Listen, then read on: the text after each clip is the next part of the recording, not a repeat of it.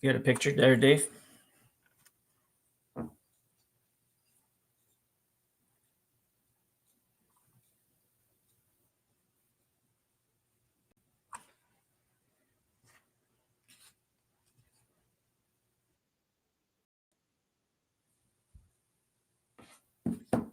The Metal Fall Classic presented by Coyote Tractors of Ontario. We have this match here between Korey Dropkin and Brad Gushue here from the YNCU Curling Center in Sault Ste.Marie. I'm Dave Schmel. I'm joined by Jim Nix today. And Jim, I think we're in for a good fight today. Yeah, I think it should be interesting. It's sort of have the wily veteran of many years of curling with Gushue and somebody who's not new anymore on the scene, but it's still pretty young and pretty new relative to Gushue. So and has proven to be able to win at the highest levels as well. So I think it should be a great game. Absolutely. Korey Dropkin, obviously from the U.S. in the U.S.'s high performance program. Originally from the Boston, Massachusetts area, now up in Duluth, Minnesota. From the Broomstones Curling Club. His third, Andrew Ste.Marie, selling into the hack. Second is Mark Fenner, and the lead is Thomas Howell. Here we see Ste.Marie firing away.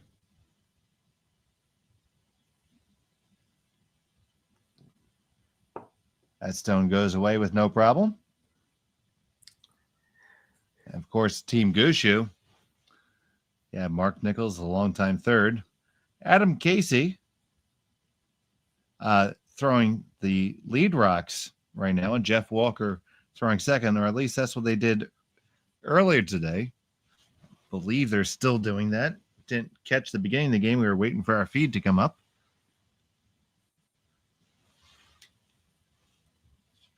Yeah, Adam had a bit of an injury last week. His team Gushue with the. Go ahead. I'm sorry. No, that's good. I was just going to say he had a bit of an injury, and he was unable to use his arm as good as he should. So he didn't do a lot of sweeping, but he certainly looks recovered. I've seen enough of games in the last couple of games that they played that he's going full out for sure. Absolutely.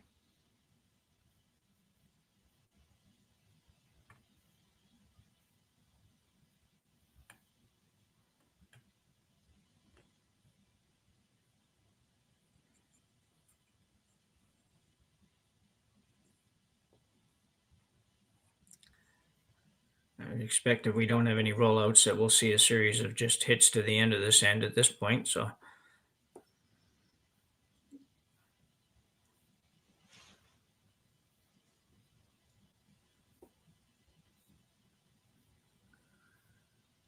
So Mark Nichols was able to call his last game, and he was on point with his takeouts, especially the up-waiters. They were fantastic. Yeah, he's just a super solid player.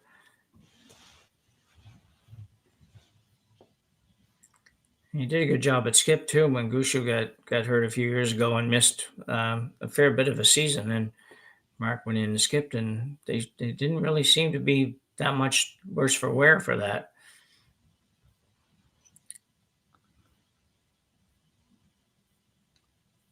We're still trading hits here in the first end. Both teams finding their way here.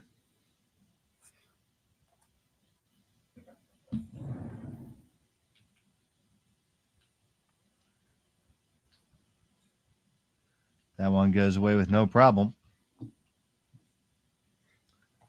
Now Gushue already over at the other end.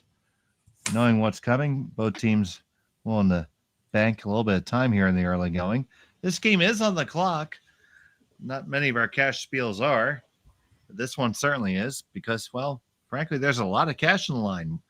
$106,000 in the purse this weekend.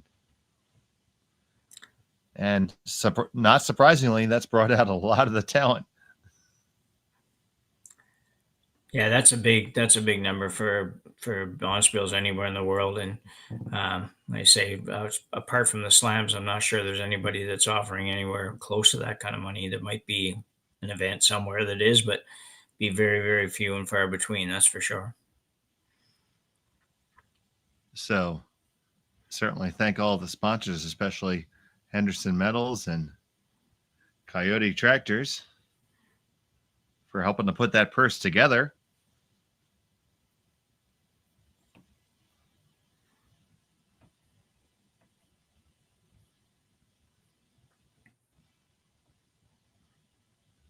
So here's Korey Dropkin, the Massachusetts native.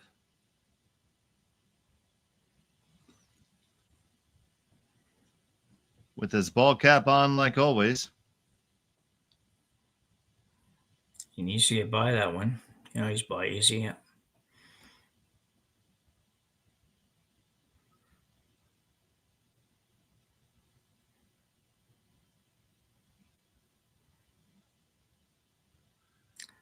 Yeah. Pretty good effort.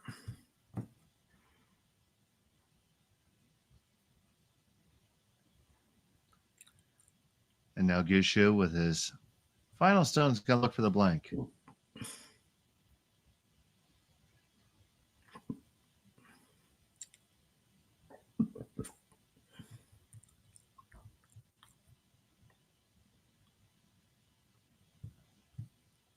Figure he can see about half that stone.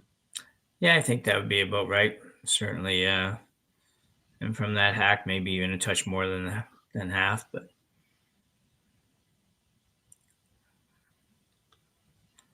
he looks pretty good. Final stone on the way, and the blank attempt is made. First 10 in the books. We'll be back after this from Sault Ste.Marie. Well,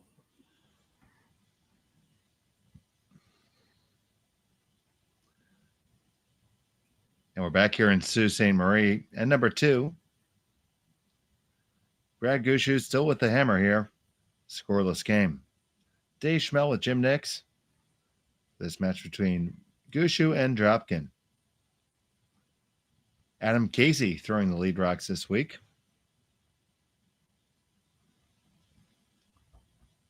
He is the alternate on this team as they await their new arrival, Brendan Botcher.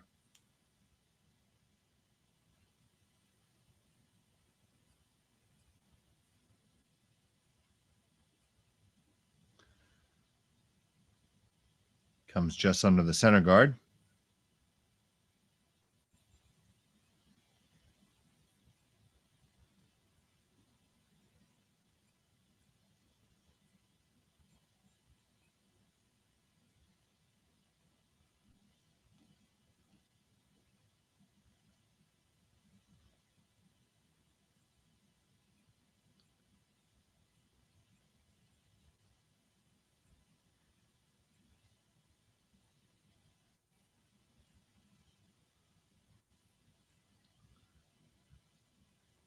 Thomas Howell brings this around right up to the face of the shot rock and taps it back just a little bit. So Gushue's going to like to come on down and increase the stack here. And yeah, it's a pretty typical kind of start for these teams that they'll do this a lot in the first 3 or 4 shots and then sort out who has an advantage and who doesn't and what needs to be done to make that happen. So, yeah, not uncommon at all. It's going to move a long ways, but it will.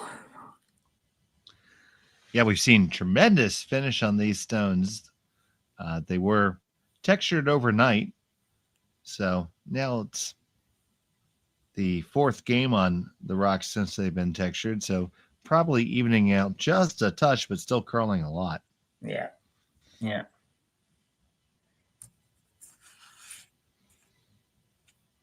Yeah, I was surprised to hear that because I thought, well, they probably did them just before the event started, and that seemed really early to have to do them again or choose to do them again. But anyway,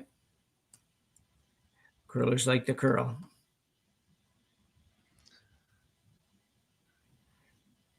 Well, isn't that what the late great Shorty Jenkins used to say? The game is called curling. That's right. Yeah.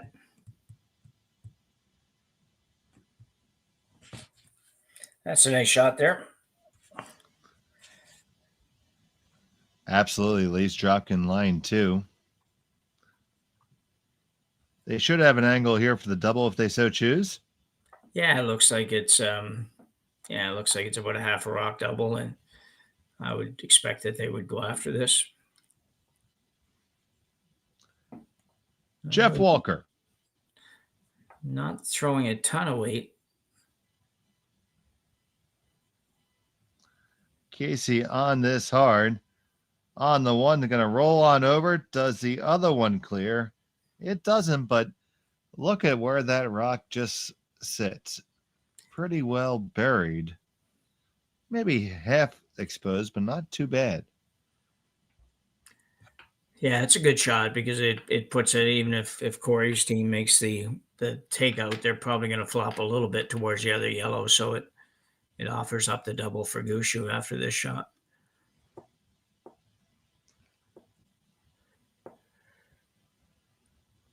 Jeff hit it about exactly where he had to, so obviously they weren't going all out to make the double, or he would have thrown it harder.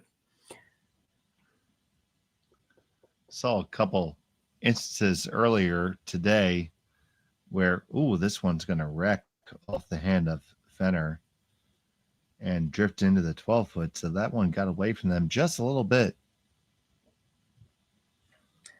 Yeah, a little bit soft and a little bit light, I think. Yeah, but we saw a couple instances where it looked like some stones were overthrown a touch by the Gushue rink.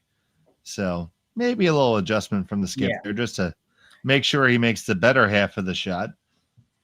Because, each shot has a way to make it and a way to not make it. And as long as you're more on the good side than the bad side, you're generally okay. Yeah.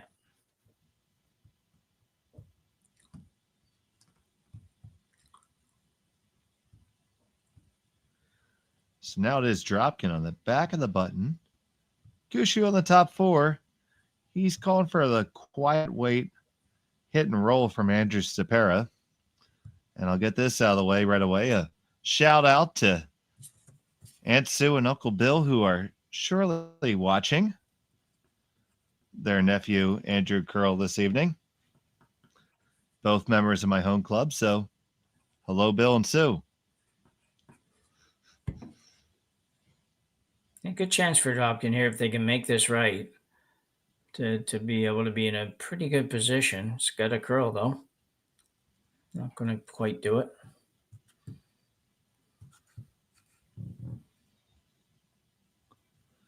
Yeah, they did kill their own stone there. Now it's going to give Gushue a chance to lie three with hammer.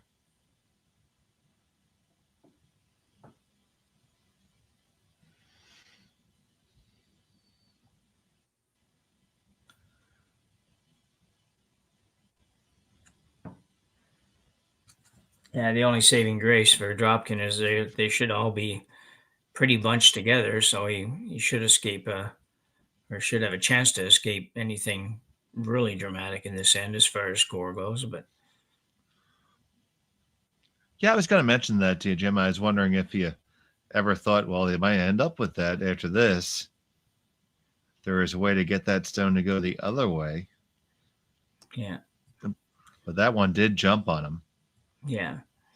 Yeah, he won't be happy with that. Yeah, Mark looks a little surprised there. Yeah, a little puzzled for sure. So opportunity back for Dropkin. And here's Ste.Marie.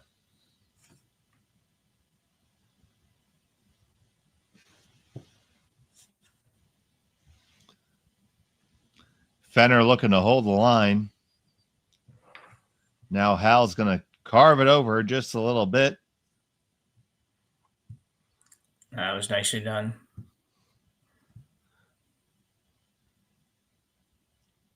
It's edge on edge, and you see Brad Gushue calling for the hit and roll under. You have to think that's still going to be accessible for Dropkin after this stone. Yeah.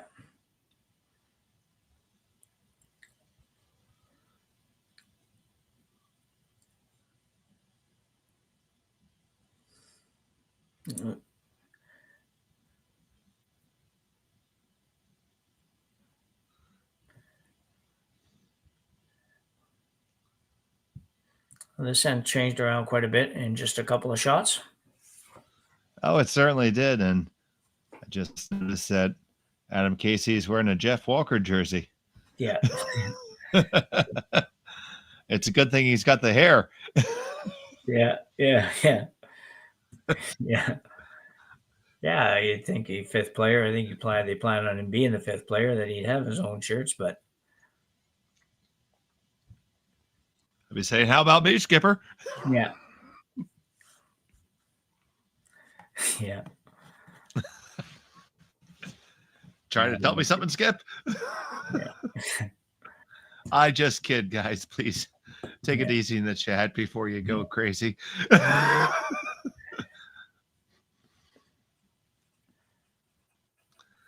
So Korey Dropkin with his first here. He's going to try to bury one in here and really apply the pressure to Brad Gushue. If he can get the hit and the big roll. He's really close. There's the hit. Do you get that perfect roll? You know what? That's pretty darn good, buddy. Yeah, that's very good. That was a long roll. Here we see it again.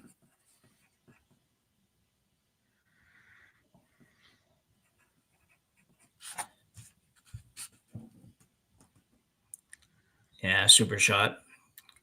Well played, well controlled, and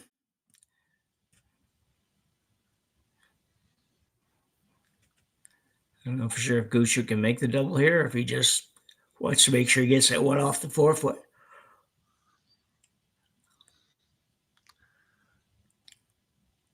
It looks like it can be made. It's surely not a gimme, though. No.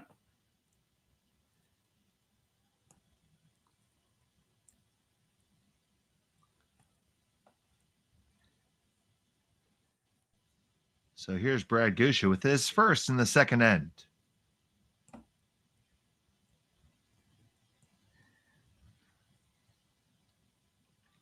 Walker. Now the other Walker. Yeah. And they make the double and away they go. Did they get all the way out the hole? Not quite. It just hangs on to the side. Yeah, that's surprising. I thought that was going to go all day. So did I, buddy. I thought it was already gone. Yeah. So now Dropkin's going to be able to put the force on for sure here.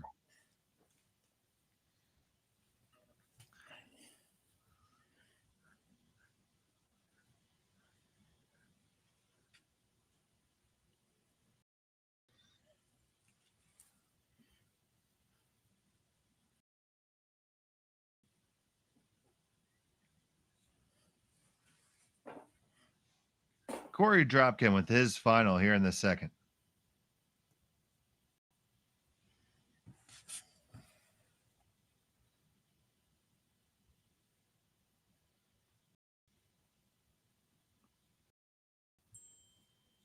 Fenner and Hal bringing it in. You're going to try to work it over, bury it, make it as difficult as you can. Parks it pretty much right on the lid. Yeah. Yeah, I think he has to probably move it a couple inches maybe to score. Can't quite tell where the button is there. Does look like the pin is covered by the stone. Maybe just by a hair. So Brad Gushue is going to go to his favorite intern here.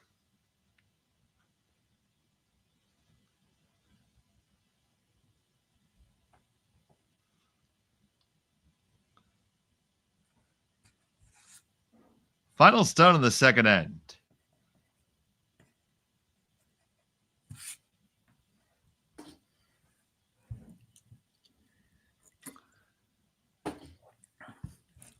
Needs to put it on the pin. Has to move this Dropkin stone just a little bit. Casey trying to work it over. It needs to curl. It needs to bend. It's going to get there. Move it enough and stay there. And one green, I think. Yeah. Yes, it does. It's one green. They go out of the way pretty quick. So score 1 for Brad Gushue. 1-0 after 2. Here from Sault Ste. Marie. We'll be back on Curling Stadium. Usually. Yeah. We're back here at number 3. It was a single point for Brad Gushue. And now Korey Dropkin's going to have the hammer. They're throwing the yellow stones here in the Henderson Metal Fall Classic presented by Kioti Tractors of Ontario.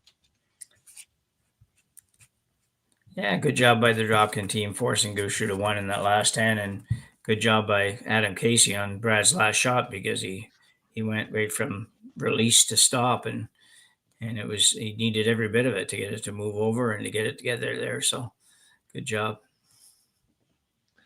Yeah, it wasn't just the curl. It needed it for the weight more than anything else, I think, buddy. Yeah, needed it. Yeah, for sure. Yeah.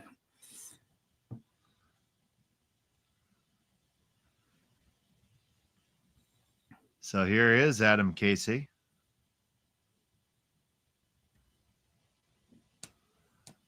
On the lead stones.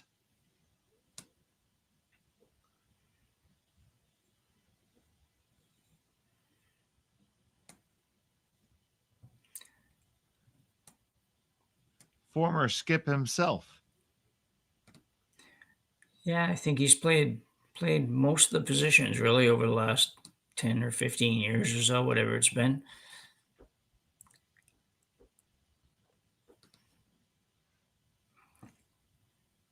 My daughter went to a curling camp that he was one of the instructors on, and him and Brett Gallant were both there, and they just loved both those guys. So that's one difference between Canadian curling and curling in the States. I had a friend of mine from Manitoba who is a member of our club, and he said, I'm a second. I've always been a second. I was trained to be a second rock. Yeah. And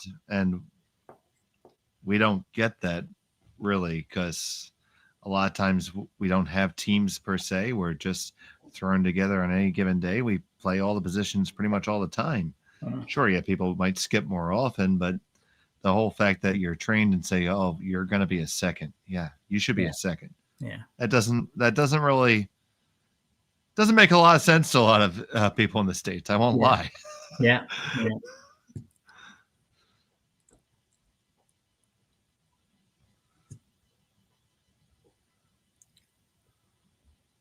So I guess I get Adam Casey. Yeah. Yeah.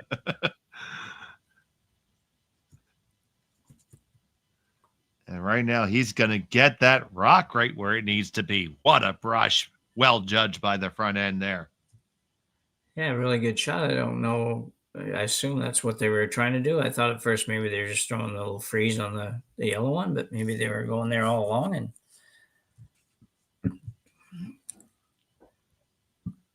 Korey Dropkin's going to try to move a few.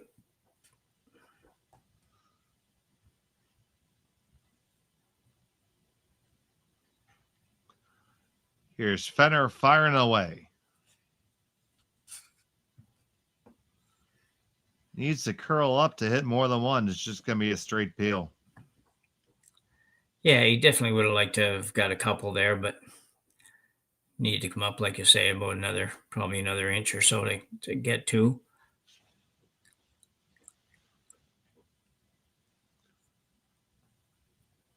Going right into the same place, it looks like.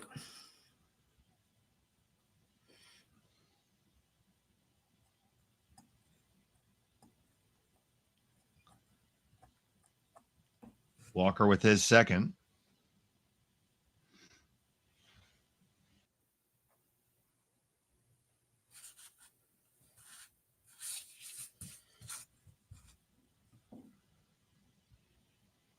This one's going to be a little light.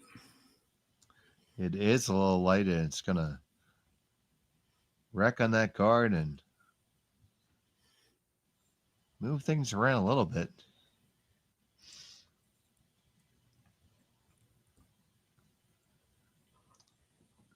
Don't know if that necessarily hurt Gushue there, though. No, no, I don't think it hurts him at all. It's just a matter of what's going to happen here. And looks like Dropkin's going to try to make the double and roll to the corner. So a lot to ask for, but I think he's going to be really close to doing that. Going to roll. No, had hit a little thinner.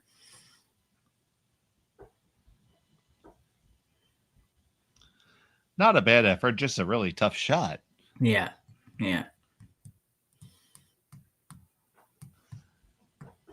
Sometimes those ones look really easy when the rocks are dead even like that, and they're whatever, about 6 inches apart, and that can be really hard to get rid of both rocks. You got to hit it better than you think you need to hit it sometimes to get rid of both.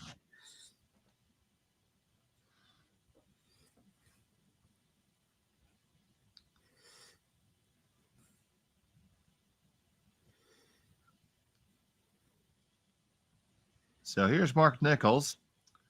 He had himself a great game earlier today. Was really nailing his upweight takeouts. He was the peel master.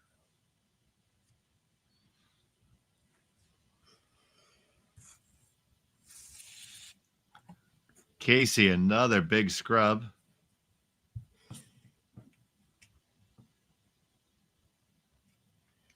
Now trying to carve it over just a touch.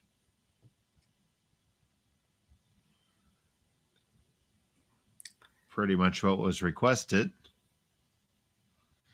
Yeah, that's pretty good, I think.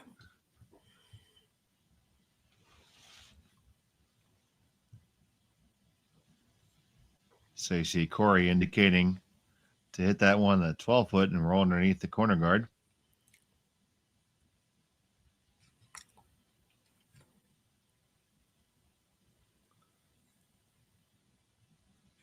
Which may help him in another couple of shots. It'll take a little bit of doing to get it to count for you, but this one's got to curl a little more.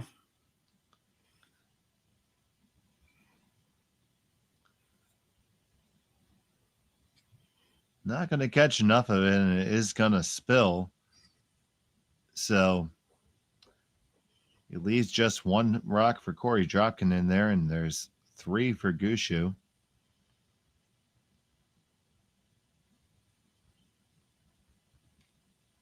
Looks like they're content to just draw another one. Yeah, it's interesting. It's certainly, it's where the game is a little different at this level, because a lot of obviously club curlers would say, well, let's hit that, and then we're going to sit 4 or something like that. And it's like, yeah, but big picture, that might not be the best option.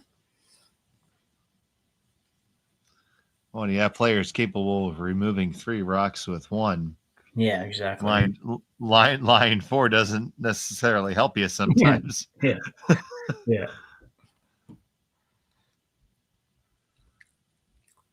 And they are lined up pretty good for Ste.Marie to take a little run at this, but opting instead, it looks like, for the back line shot I saw. Yeah, I got to be really careful with this one. You could easily set this up in a bad place too if you're not really careful. The green ones on the right might be the saving grace for you, but you don't want to set up a double that's going to allow them to sit many.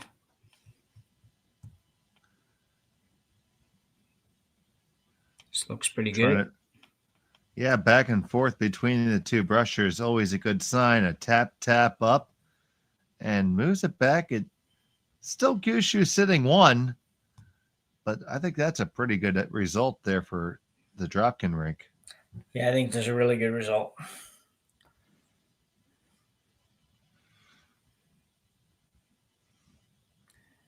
He's only number 2, but he's number 2 very close to being shot, and he's also above the tee line, and I think it's a nice spot. Yeah, lots of things that are good. So What's your magic eraser? How do you get out of this? Yeah. Well, I think it's. I mean, I don't think Brad's in trouble or anything at this point. So I think if he can come in and corner freeze on that yellow, he's going to be in pretty good position.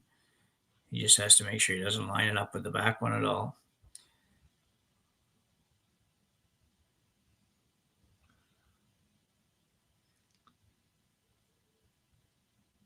So not troubled, but somewhat concerned. Yeah.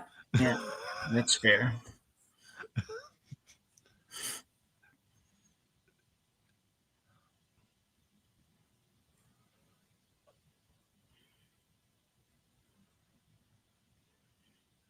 Brad Gushue with his first here in the third.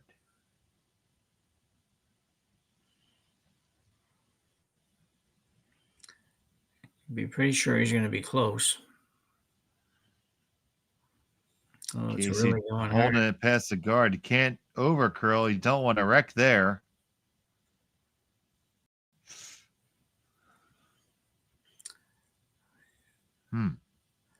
Yeah.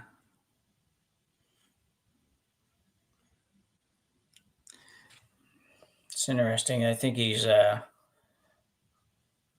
just depends on what Corey's going to do here. If he can find a way to get to the green one, then he's got a pretty good opportunity. Just a matter of Do you how. think? Yeah. Do you think you could dig it out on the outturn side? Yeah, I think he can. I think it's I just don't know if he can move it far enough to sit three on the outturn. It's just, looking at it from here and recognizing we're actually even a little bit on the wrong side of the rock. But I think he can get to it. It just busts so hard at the end. I just don't know if he can get to it with enough weight to do a lot of damage. But really, two is a pretty good score, so that would be fine. Just trying to see what he's looking at here. You saw Andrew reference the double off the rock in the 12-foot, but I don't think Corey likes that at all. No. Looks like instead he's going to elect to try to hit everything he can see of his own stone and advance things that way. Yeah, I'm not sure that the double off the outside one is, even though I don't know if it's time to play it, but is might be an easier shot than this one. He's got a lot of room to work with here. Well, if nothing else, you should be leaving one of yours close to the 4-foot, which you might be able to Yeah. use with your last. That would be the saving grace I would think about this call. So here's Korey Dropkin with his first.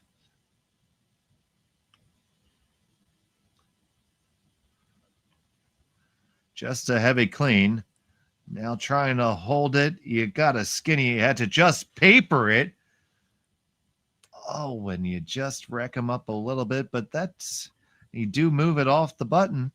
So you did accomplish that mission. Yeah, I think that's a very good shot for sure. Yeah, Gushue's got a couple of options, but right now you're sitting three, and depending on what Brad does, you might have a chance at a two or three here. I think they indicated just a little tap and flop early on this shot to get number two, probably half 4-foot or something like that, maybe even full 4-foot, and make Corey's draw for two if he chooses to play the draw. Very difficult. So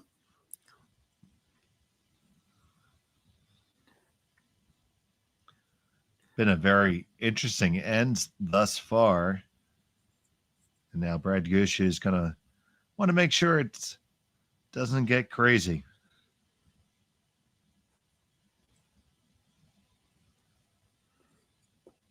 Gushue with his final stone of the third. not an easy shot. He's coming across the face of the one that's in there. That's always a little bit tough from a sweep call point of view.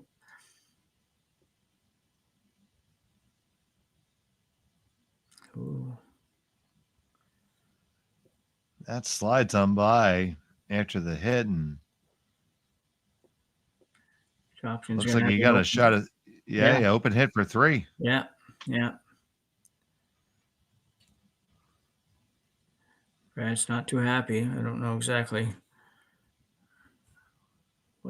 what his thinking there is, but it's a tough shot. It's just tough when you're coming across the face and on ice it curls this much to to match everything up and then get the sweep call right and everything else. It's just tough. That was certainly not an easy shot. No, no.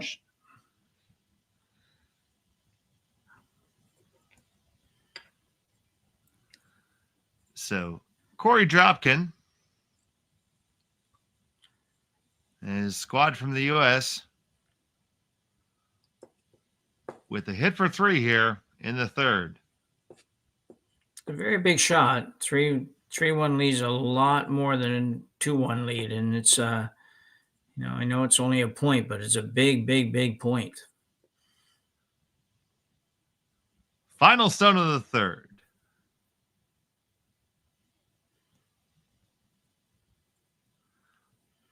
On it, hard to hold the line. You can't lose it. Don't lose it to the wall.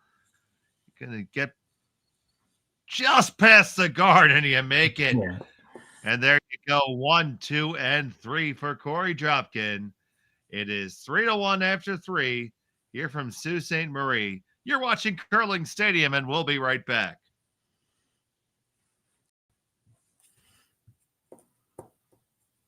Nip and tuck game. Back here in the fourth end, it's a 3-1 game. Dropkin scored a big 3 there in the third to take the advantage. Brad Gushue having the hammer here in the fourth end, throwing the green stones. I'm Dave Schmel, joined by Jim Nix. Ryan Jakes on the 1 and 2s. And you guys are all with us, and we are glad that you are here with us here on Curling Stadium. You can watch all the action from every draw of every sheet. We make it real easy. Just go on to curlingzone.com. You can check those scores, click the little YouTube buttons, and get those streams and stay updated on all your favorite teams. And please make sure you like and subscribe us on YouTube. Click that bell for notifications. It helps us bring you more curling, and that's what we want to do. So fourth end here, Jim. Gushue needs a little bit of a reset and probably looks to score a deuce here, I would hope. Yeah, big end for Gushue. It's 2 is pretty big here. If he can get 2 and tie it up at the break, he'd be happy with that at this point. Wouldn't have been before the previous end, but yeah, I think you'll see him. He'll be very aggressive. He's usually fairly aggressive anyway, unless he has the lead. So I think I think he'll be going that much harder here. He's probably not in a great mood right now, so he'll try to take that out on the Dropkin team. Might be tough though. Korey's team's playing very well.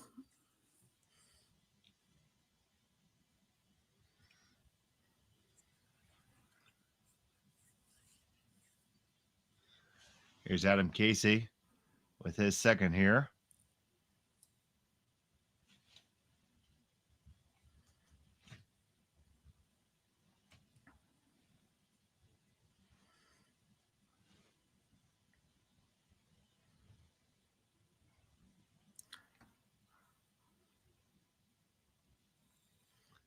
This one's just a little heavy again. A little heavy, and it just didn't come up the way they were hoping. And like you said, most of that is the weight. Yeah, that's just it's didn't miss it by much, but it's just a big mess here. Or big miss rather, because it just gets in a place where it's not going to do you any good. Anywhere a little bit short of that, and even top 12 foot would have been far better. Well, the Dropkin team is, Korey Dropkin does have a good resume himself. The 2021 men's national champion, silver in 2024, and bronze in 2023. So definitely has been around and been on the scene for a while. They used to go by the Young Bucks. Yeah. I'm not going to call Korey old, but you can't say he's 22 anymore. Yeah. Yeah. 29 years of age at this point. Yeah.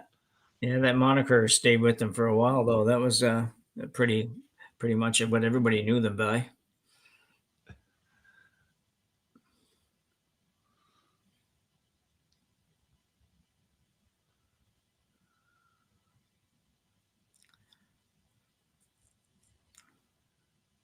This stone here is going to get down there, rattle them around just a little bit, shuffle the deck.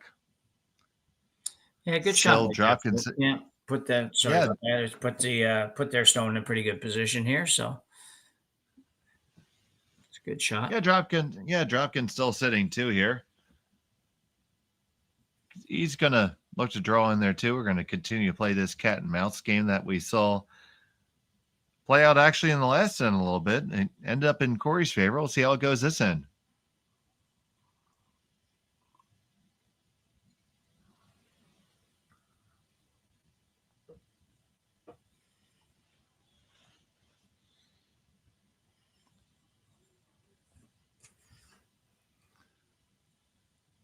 Fenner trying to carve this one in.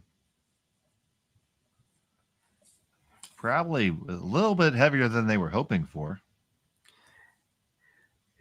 Yeah, I think it cleared the back yellow enough that Dropkin could just hit his own onto the green and remove it without too much trouble. But interesting to see what Brad's call is here.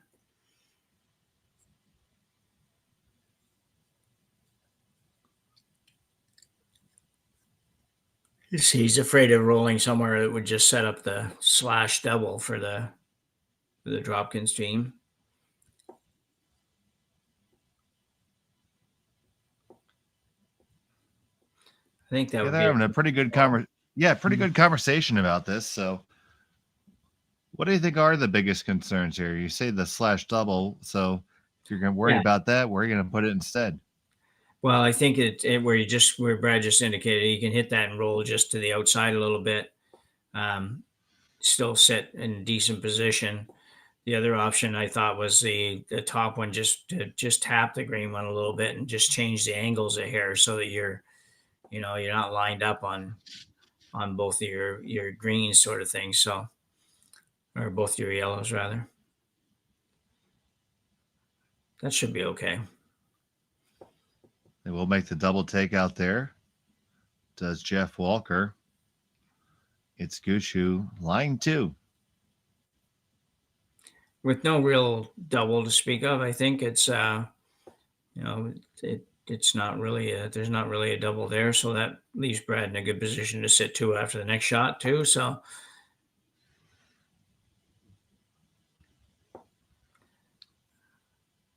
So you see, you see Korey looking at playing on the both sides.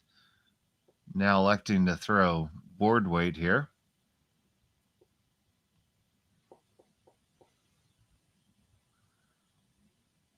Enter Ste.Marie.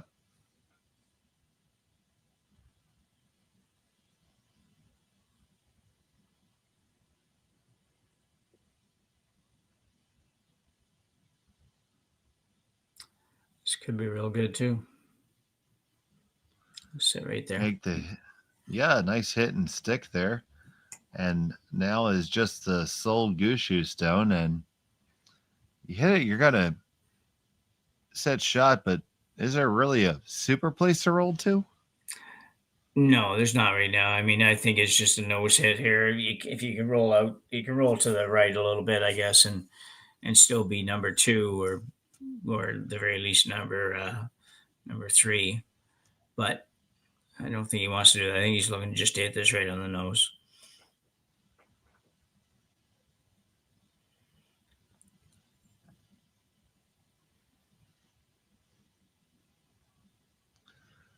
Trying to work this over to get to the nose, and they will indeed.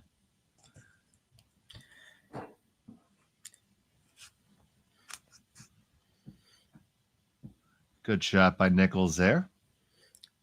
Yeah, he just got enough curl that he didn't leave a double, an easy double anyways.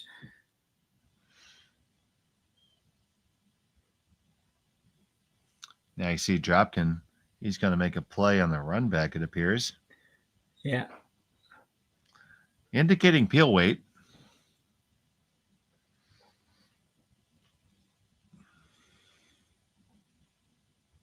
Could get rid of all the greens here after this shot, though. Ste.Marie trying to hold it on the one, on the second one.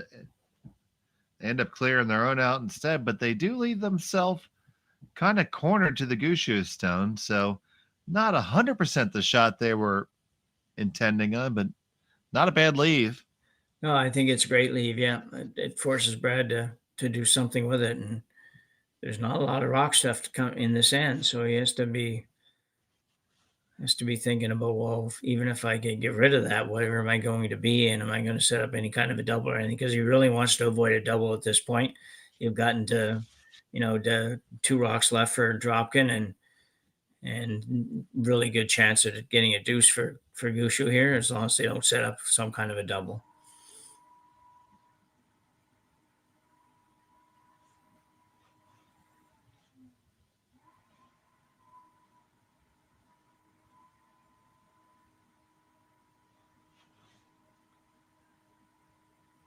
Trying to work this stone over. They want to cross the face a little bit. Now, do you cross it too much?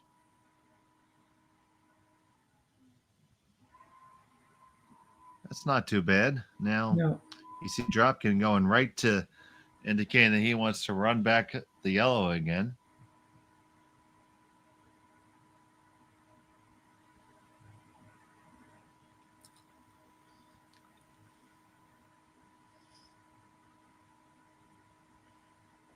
He's going to do that.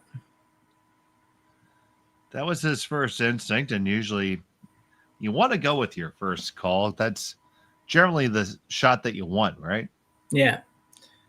Yeah, it's a good way to think about it. If you're having had a hard time deciding, and I'd say 9 times out of 10, your first thought was probably the best thought. So, and usually the one that you feel like you like to play, even if it's not the right shot. So, it's a good way to think about it.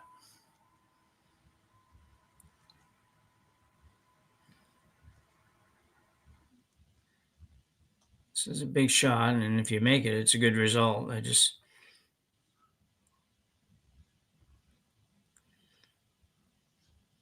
Whoa, yeah, that was pretty good.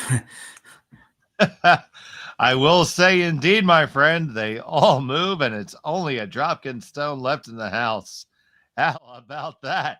Yeah, that was a great shot. You see Korey coming out here, and he's going to slide right down with it. And really not a lot of sweep until right now, a little bit just to make it move, and just a perfect shot.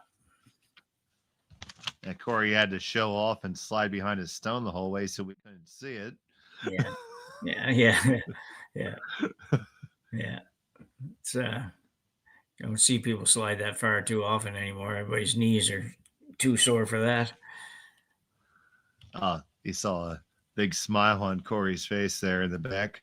Yeah, that's well deserved. Yeah. Well deserved. That was a hell of a shot. Yeah, exactly. Yeah, you can't take that one away. It was it looked like he would at least be pretty safe to keep one of the green ones around.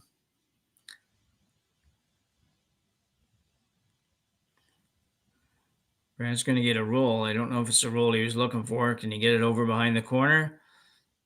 Yeah, pretty close, but it's gettable. It is half open.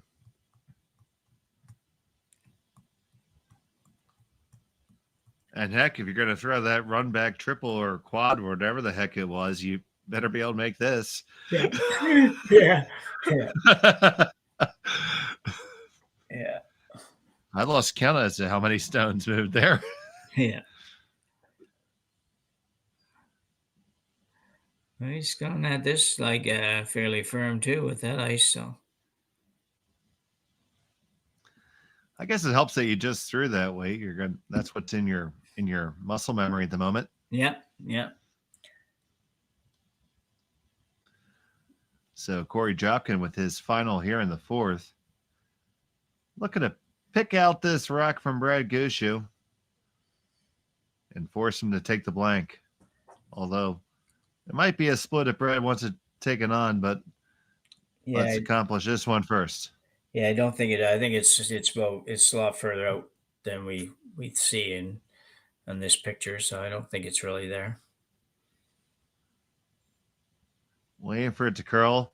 This one looks pretty good. It's going to clip it, and away it goes. Nice shot by Korey.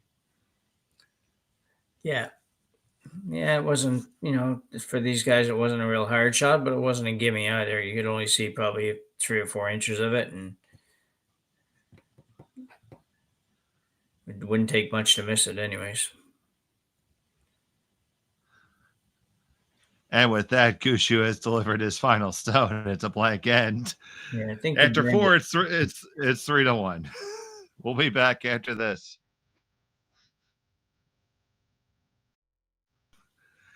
Back here, end number 5, Dropkin versus Gushue. Gushue with the hammer here, trailing by 2.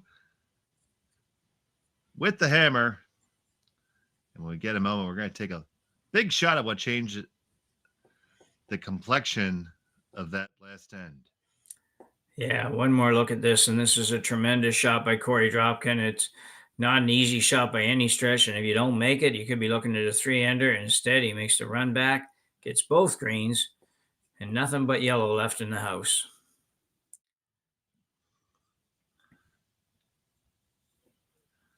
That truly got himself out of dodge, and you're right, Jim. If you miss that, it's trouble. Yeah, yeah. Yeah, it's almost a gimme too, and you're gonna have to do something good on your last one to not to be able to prevent a 3. So, great shot. So Gushue's got some work to do here. He's only down a couple, but the ends are passing by here. The ends are passing by, and the Dropkin rink looks to be pretty well on point right now, honestly.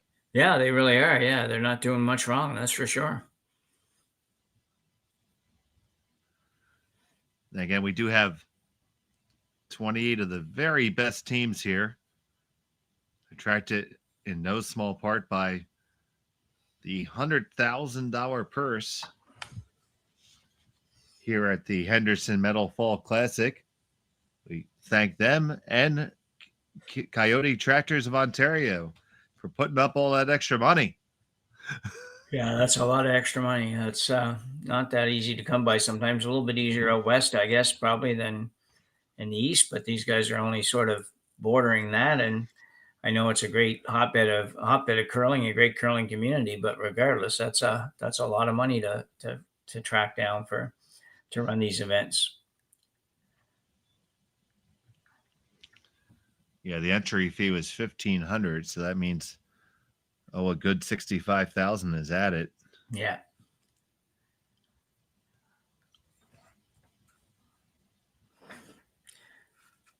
Yeah, I mean, if just entry fee alone at 42,000, that would be not a bad purse for most bonspiels. So to go out and find another $65,000 is an impressive job by whoever was in charge of doing that.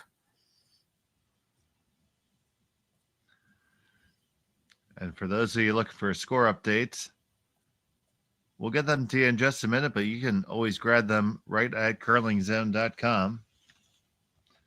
All the updates from all the sheets are available, and all the streams, all the links. We make it nice and easy. You can click right on the little buttons, and you'll get right to the stream of the game you want to watch. You can keep track of all your favorite teams. Jeff Walker now being asked to play the out-turn freeze to the rocks in the house.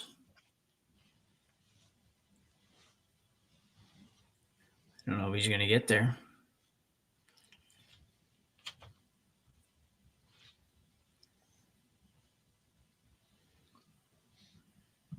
He does get it right there. I was watching Adam having to sweep as hard as he's had to sweep in this game. Makes me wonder if Brendan Botcher's really quite ready for all that. I know he's in good shape, and I know he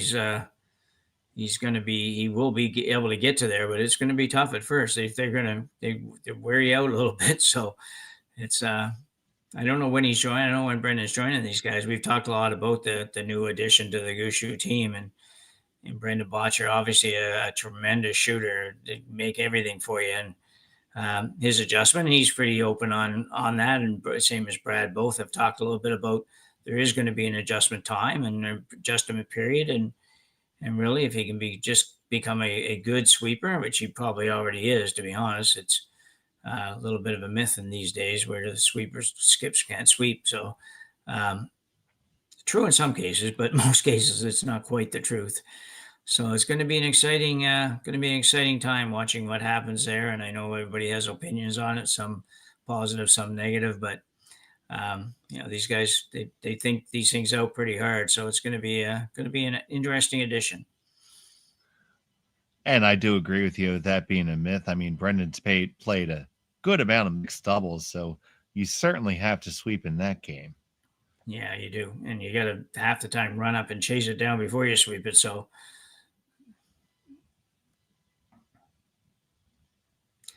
Gushue's got a couple rocks in the house here. He's gonna have one more in here in a minute, I think. Oh no, he's gonna come right up in front of the guard. Don't know what exactly happened there with that one, but he will not be happy with it.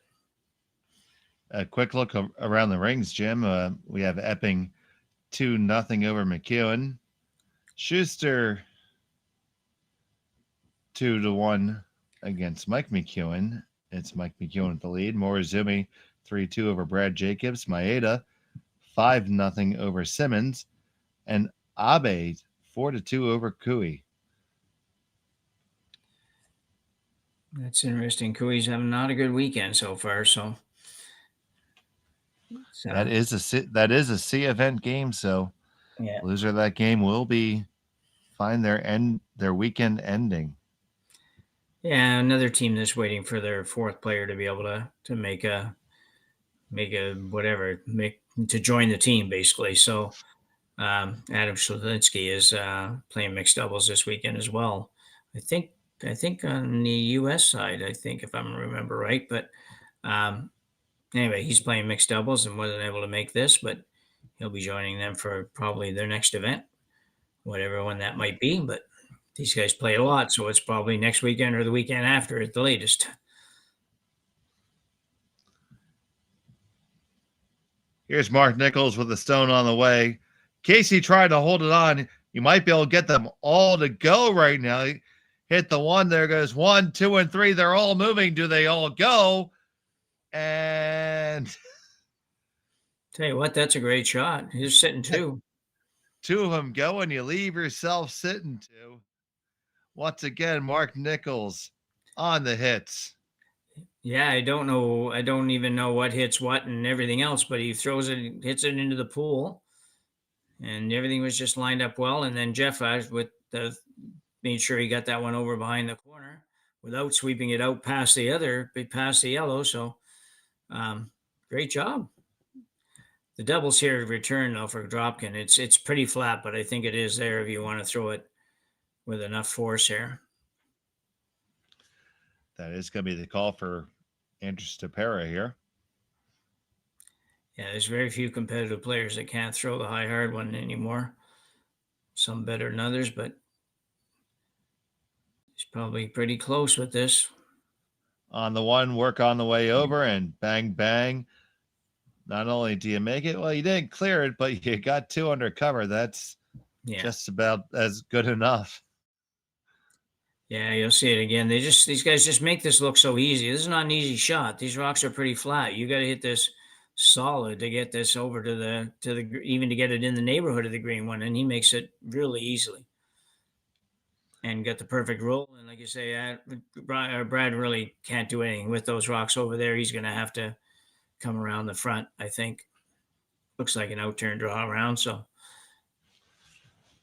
still an opportunity. He's got guard to work with, so still a chance for Gushue to manage to manufacture a deuce here, but they're going to have to make three really good shots in a row, I think.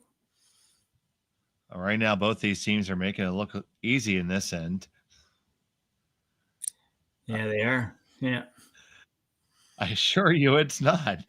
No. Hitting one rock is hard sometimes these days. Adam Casey working this one again. Adam's pretty much going hard on every shot. They really need to bury this. They want to make sure that they get over there where it's a little bit difficult for Korey Dropkin to remove it. It's one of those times, I think, too, Dave, where, our theory always is, well, let's make sure we leave it above the tee line so they can't freeze to it. And when you're down 3-1, you're trying to manufacture 2. Sometimes you just have to say, we got to bury it. I don't really care if it goes behind the T line. We're going to need a break somewhere to score, and let's see if we can make it happen now. That's a really good point, Jim. I was going to ask you about that very same thing. You took the words out of my mouth there. Oh, sorry about that. No, it's okay. I hope they tasted good. Yeah.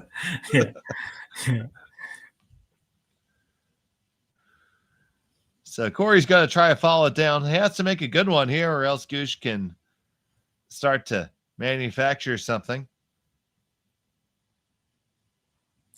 Korey's having a pretty good game so far, so I would expect this to be very close.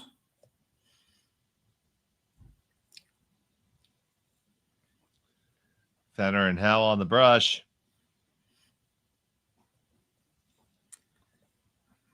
Sweepers back and forth, back and forth. He's got to be in the neighborhood. It's usually a pretty good sign. Needs to find its way home, and that is not too bad at all. No, pretty good. I think it could have been a little bit better. I think they just kind of got a little excited on the brooms, but I think they could have got it a hair over and a hair shorter and would have been better, because I think Brad can remove this. It's not easily, but he can. But he'll leave Korey Dropkin the exact same shot, and if Korey makes it good, then the end's over for Gushue. So, but Jim, would you ever give a thought to looking at the other turn here? Intern side, yeah, I have to have a look at it here. Yeah, you could. I think it's going to be harder to get to the yellow, but the staggers are right that it seems like it'd be easier coming into the yellow from the intern side. I just don't know if there's enough room past the guard to get there. And they certainly should be familiar with this one. That's obviously a huge part of it, having the familiarity with the shot that you're calling. Yeah. Especially when you're down with skips rocks. Yeah. Oh, yeah. Here's Gushue with this first. Trying to work his way down there. Now, Casey on it again and again. They tap it and move things around. And it is Gushue sitting shot right now, right on the pin. Well, he did free it up a little bit, though. If he ever could get a miss somehow, he has a little better chance of moving that. He clearing the back one and picking up the extra point. What's his name? Andrew Ste.Marie was indicating maybe to hit about a quarter of or half of the green one and they'd catch her on the side, but I don't know. That'd be tough too. That was Andrew's first instinct, and I think it might be there, but like you said, that's a pretty tall order. That's a double whopper with cheese. Yeah, that's I think the draw makes the most sense. I think the other shot is possible for sure, and could maybe get rid of all the green ones. I just don't know if it's worth the go. I think a little freeze on it would be pretty good. Move it 2 inches would be okay, but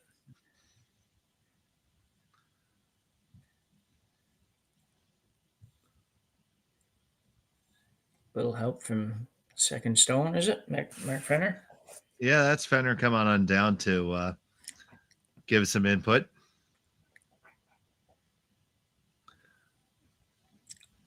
Fenner and Howell have played for a very long time together. Yeah. Even before joining forces with Dropkin. Oh, okay. How long have this team been together? Like more than just this year? I want to say this is about, I'm going to get this wrong, so I better make sure I get it right because my friends will yell at me. Yeah.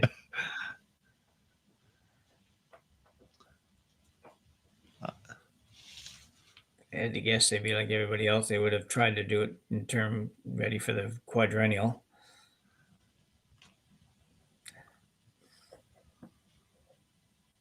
So Korey dropped and asked to put this one in the right spot.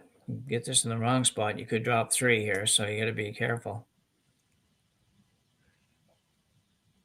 This is the third season in a row for this team to be together. Okay. As a squad. Yeah, that makes sense.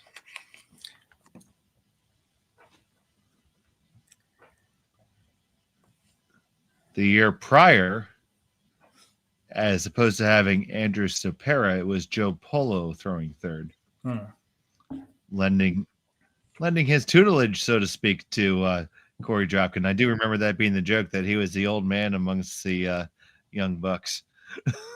Yeah. It was the young bucks and Joe. Yeah. And he had, I don't know if I just don't even know if I'm imagining this or not, but he had kind of sort of semi stopped playing for a couple of years, hadn't he, Joe Polo? Yeah, for a little bit, yeah. Yeah. So Gushue has to make a good one here.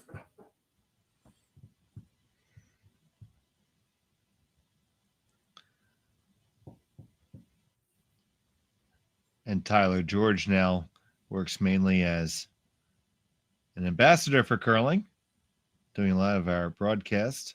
Yeah. A lot of local grassroots outreach, and Tyler's been great for our community. So here's the final stone of the fifth end for Brad Gushue. Needs to rattle around a little bit to try to get his deuce here. He can just get to the lid. He'll get it. On it, hard to hold the line. Can't lose it. Doesn't look to be heavy either.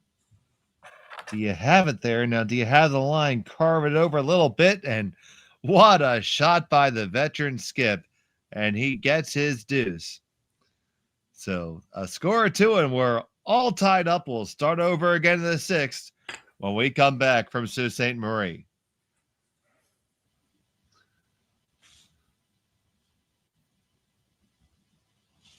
We're back here at number 6. Apologies, I misspoke. Fenner's the lead on the team. But I'm going to blame you, Jim, because you said second stone. Yeah. Oh, did I? Yeah, I might have, yeah.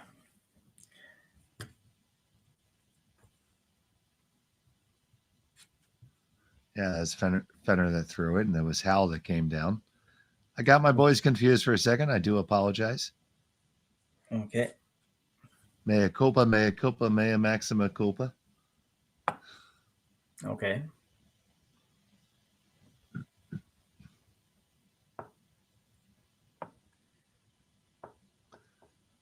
And so now it's Dropkin with the hammer tied up here in the sixth end. So you would have to say it's advantage to Korey here. Yeah, although you just, you got to feel a little better if you're the Gushue squad. You haven't been able to put a lot together, and you managed to make that do. So you're going to be feeling a little bit better about things. But you are dead right. Sixth and tie game. The advantage has got to go to the guy with the hammer. I don't know what the stats are for that, as far as how often you win that game in that situation. But I'd be curious as to what they'd be. Jerry, and you are. Yeah. Oh, I'm sure Jerry has, and Yeah. he'll probably chime in at some point and let us know. But I'll tell you what, though, that was one heck of a draw by Gushue to get right to that sliver. Yeah. And we were talking in the break about how many times we've seen him make that draw just to like the side of the pin. Yeah, it's a lot.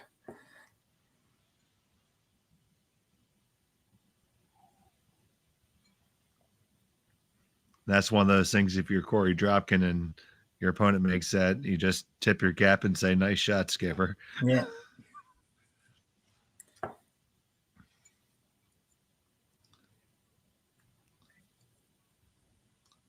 I was never mad at losing a game where the other guy made all the shots. Yeah.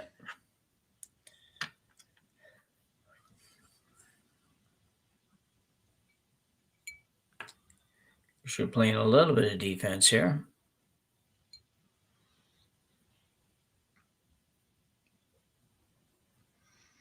The run back does not remove both stones, but not a bad leave.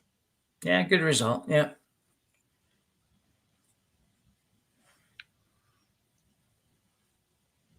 Now Dropkin looking at the options, trying to see what the angles are in those cards. Looks like he does want to clear something. Well, it certainly makes sense. You don't need to let this end get too complicated.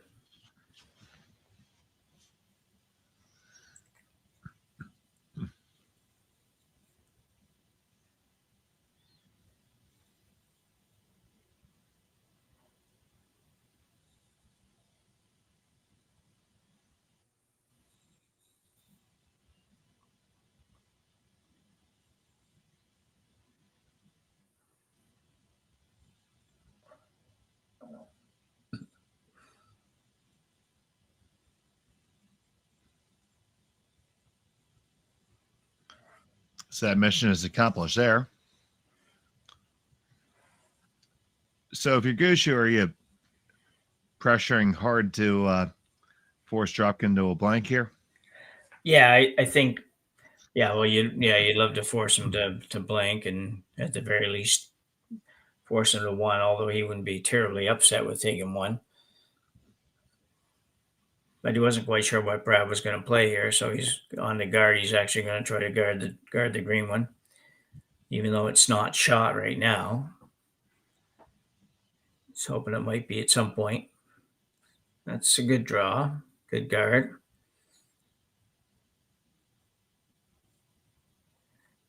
It'll be interesting to see how this plays out. If they keep throwing the guard up, I don't know if Korey will keep peeling it, because he might find he's going to get himself in a position where he's going to definitely have to take one. It'll be interesting. See what their thoughts are. I don't know how they feel about that. Just a straight peel there, and Gushue immediately indicates the guard. So let the game and cat and mouse start.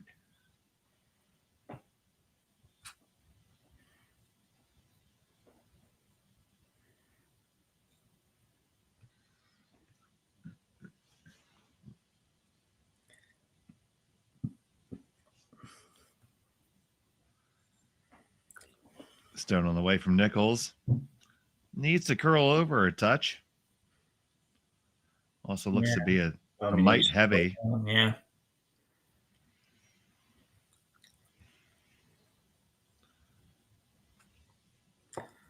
Might get away with it, but he got awful close to where Dropkin could make the double and roll onto the rings, which would be not good for Gushue. I'm not entirely convinced that shot's not there, but we'll see. I think it is there. I think it's just, it's a little bit more difficult than it would have been if he went another 6-8 inches. But shot from Ste.Marie. There's the double, and can they spin it on? Yes, they do. Very well played shot. That bad error by Mark to go that deep. You'll see it again here. It's a pretty simple double. That's not the tough part. The tough part is making sure you get to where you can roll your shooter on. And they just did that just perfectly. It's couldn't do it any better.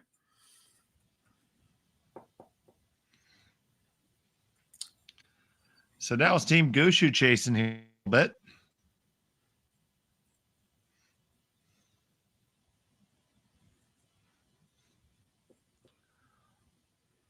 All the hard scrubs seem to be on Adam Casey's side tonight. I know, don't they? Just every rock that has to be swept, it's Adam sweeping it. So it's a good shot by Mark. He needed to get a little more of a roll, but it was a good attempt.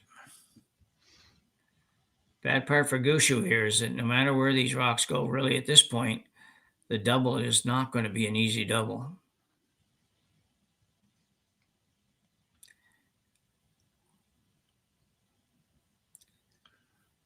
So trying to curl over. Ooh, just want to make sure you stay on the range. Can't afford to roll off. Can't ever roll off. And it just hangs on to the back. They are spaced about as far as possible. Are they ever? Brad may take a run at this. It's possible that he may say, because really he hasn't got much. So he may take a run at this. And yeah, there's not a lot to lose, is there? No. Yeah, if you try to make it and you don't make it, then the Dropkin splits the house and puts them even further apart, which would make the double impossible. But the option, I guess, is to hit the one at the top, roll onto the rings, be shot rock, and make Dropkin play it, which is maybe not bad either.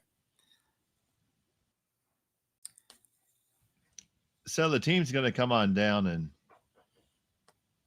at least meander that way and have a discussion. Yeah. Snacks are probably all at this end too, so no, they're not coming any further. Both Walker and Walker in disguise are hungry right now. Yeah. Great picture. Thank you, Ryan. I love you. Walker 1 and Walker 2. And there's a timeout called. So now the front end is officially allowed to join. Yeah. I think at the end of the day, they'll play this and play the intern and probably play it to hit and roll on the rings and force Dropkin to do something with it, which may make a better chance at the double.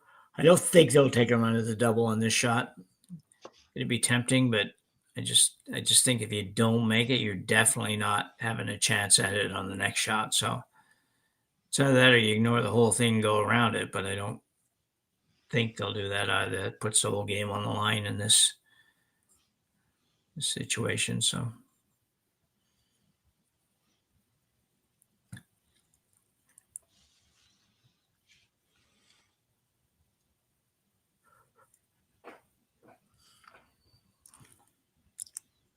if you could get over there in a position where Korey couldn't necessarily play, the hit and roll back to the center, that would be a successful shot for a Gushue.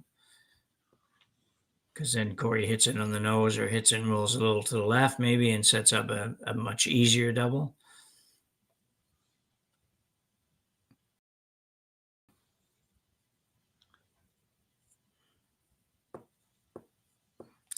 So he's going to play a hit of some sort anyways. We know that much.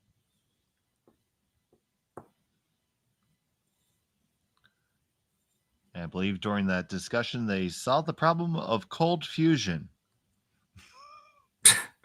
Yeah.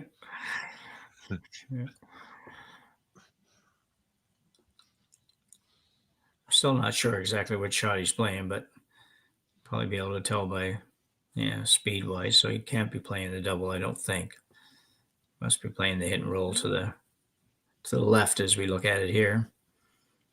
Shockingly, Adam Casey is hard on the brush. Yeah, is he ever? Yeah. I never really knew Adam was that good a sweeper, but that's a great shot. They get the hit and the roll over. You're right. It's going to be tough for Korey Dropkin to hit that and move all the way over. The shot's certainly there. There's room. But good shot there by Gushue. Yeah, that's all he could do, really. And the rocks are far enough apart that Korey can still, not have to worry too much about hitting it on the inside and driving it on the yellow one. But that's all you can do if you're a Brad, is just to try to force him to maybe not make a great roll. Yeah, that's it's possible that the angle that's left is better than the angle that was there because, well, frankly, yeah, exactly, yeah, that's all you're it'd be tough to have a worse angle than he was just looking at. Yeah, I agree.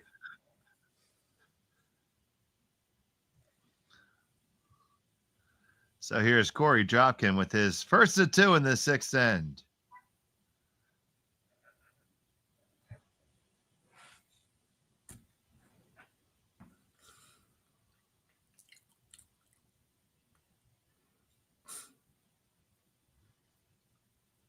I think they're going to get away with it. Hard on the sweep. They get the hit. They clear it. They roll across. Question is, did they leave Gushue a double? Well, there's definitely a double there, but it's not an easy double for sure. It's probably a quarter rock. You got to throw it, right? I think so. Yeah. There's just, you just don't have anything to make Corey's shot hard at all. Like, I mean, yeah, if you make a perfect roll, you get to the tee line in front of that yellow one, but that would be a perfect roll, and it still wouldn't even make it impossible for Dropkin to get his two. So I think you got to take a run at this.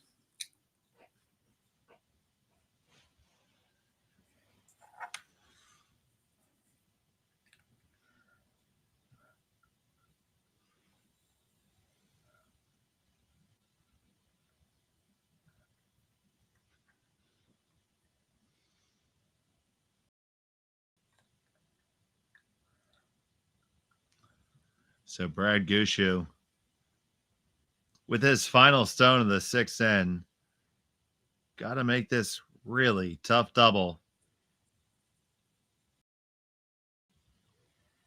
He's going to be in the neighborhood, I'll tell you. It's going to be really close. You're off the one. Come on across. Do you make it? Yes, you do. Great. What a spectacular shot by Brad Gushue. Yeah, it's a tremendous shot. And actually, even stage, you'll see it here again. There's not a lot of room for error on this. The rock is curling away from the one you're trying to make contact with, and you're only trying to hit an inch of it. As you can see, just absolutely perfect. Called very, very well. Swept perfectly. Great curling shot. Now, Korey Dropkin is going to have to take the blank here and move on with hammer in the seventh. Final stone of end number 6.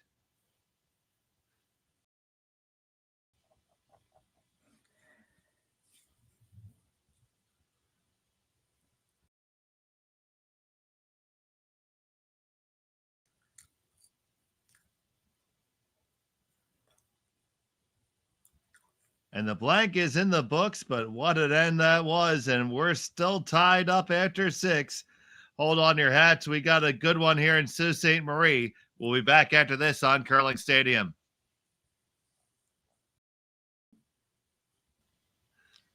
Seventh end. We got a barn burner here in Sault Ste. Marie at the Henderson Metal Fall Classic presented by Kioti Tractors of Ontario.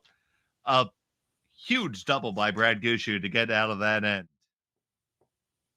Yeah, you're going to see it here, Dave. It's he really does have to be perfect on this shot. They've got to let it go and run the risk of curling by everything, and just called perfectly by Mark Nichols, and bang bang, and sitting one, even stayed, even made Corey's shot a little bit tougher. So here we are in the 7th. Dropkin has a hammer in a tied up affair, 3 apiece. Getting your money's worth here. And you don't even have to pay. All you have to do is like and subscribe, by the way, on Curling Zone. Yeah.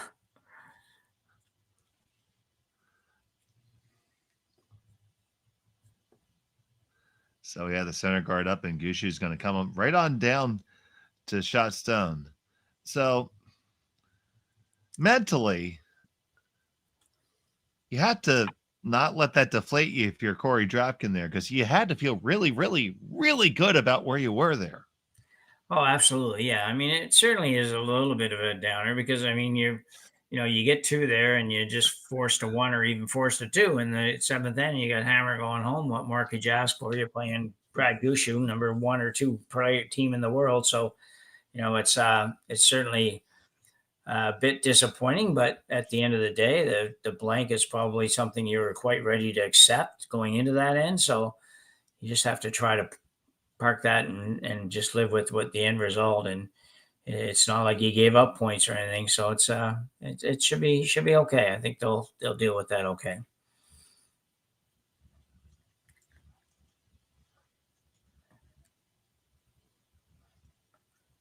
Probably deal with it a lot better if they win this game though than if they don't. So it's oh, well, isn't that for sure? Yeah.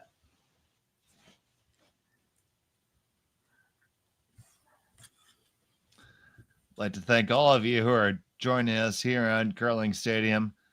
Thanks for taking the time out in your day to join us. We truly do appreciate it. You can catch all the games, all the action from every sheet of this spiel. This is a big one. We got more than $100,000 in the purse. All the scores are available on curlingzone.com. Just click right on there. You have all the buttons. You can watch all your favorite games. Hit our YouTube page. We have playlists for all your favorite teams. Check them out. You can always stay apprised. You're never going to miss a second of the action if you follow us.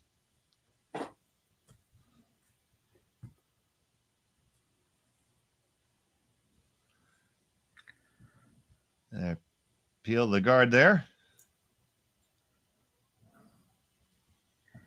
Yeah, he didn't really have any option. It's hard sometimes when you look, you say you're sitting 2 and it's behind the guard and everything. We should just leave it there, but that's never a good thing at this level. It would come back to haunt you 9 times out of 10.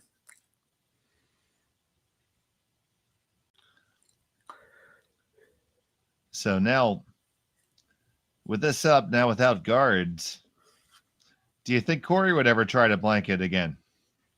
Oh, yeah, for sure he would, yeah. Just might be hard to get to there. Oh, obviously, Brad's going to have some other plans, that's for sure. But we've seen a couple of real pistol shots removing a lot of granite from both of these squads here.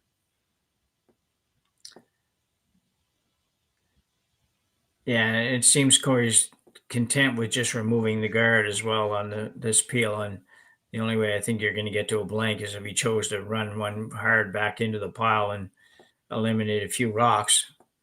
But that would probably eliminate his rocks as well. And maybe only his rocks. So I think it's I don't think he's going to do that. Here's another straight peel.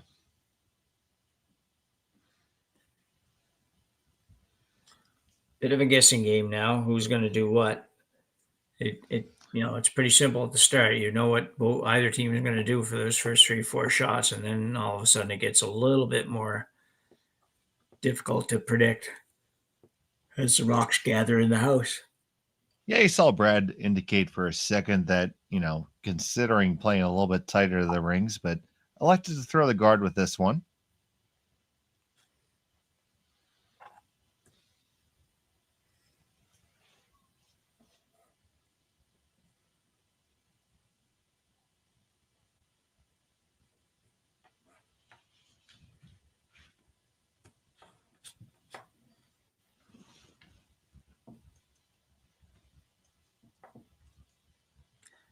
This one could be interesting. Yeah, they're going to take a minute to talk about it. Might take a minute and 30 seconds to talk about it, I guess.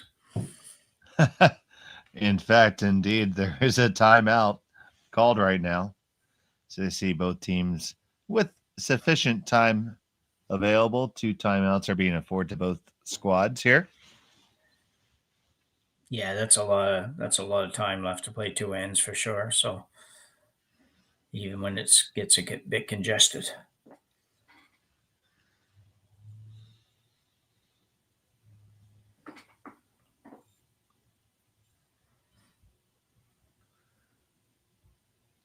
So we see Ste.Marie and Fenner. Now Hal's going to get an invite.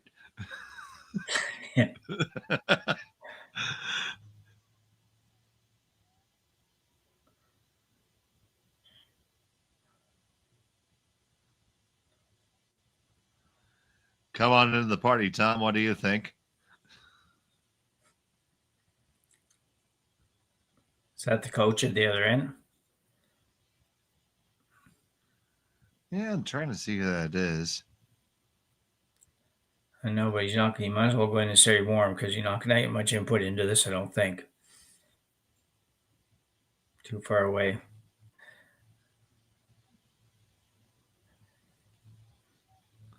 I wouldn't be surprised to see him run the one that marches through, really, run it into a little bit into the pile or into half of the pile, if you will, and get rid of a couple of rocks, and you're probably going to lose one of yours, but the only problem with that, I guess, is you could get forced to one, but you could get forced to one either way, so I'm pretty sure he's going to run something back. Yeah, I think it is time to make that call. Yeah.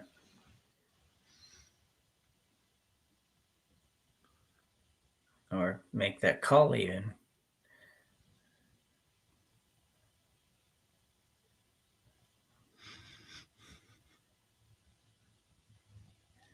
So he's going to play that. I don't know. Maybe he's just playing the straight peel on this. It doesn't. I don't think you'd run it into that rock. I think you'd run it into the other green rock. But so it might be just a straight peel.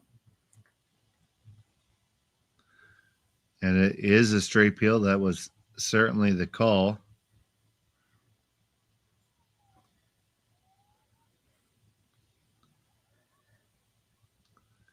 So now, what's your thoughts here if you're Brad Gushue? Well, I think you're You're one lot. rock away from coming around that stuff. I think it's probably going to be a guard here, and then on the next one, I'd be awful tempted to throw the intern around that pile of rocks there and just go to the back of the forefoot because the yellows would be lined up in such a way that the stagger would be right. You wouldn't really cause yourself any damage if you had to remove them on the next shot.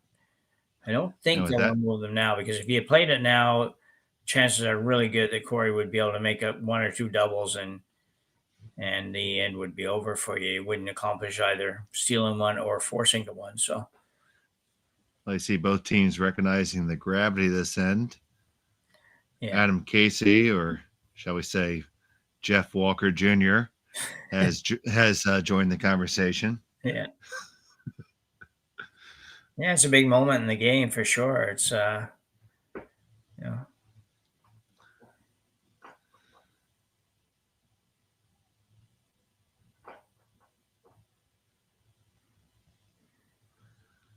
Ultimately, this end most likely will decide it, I would think. Yeah.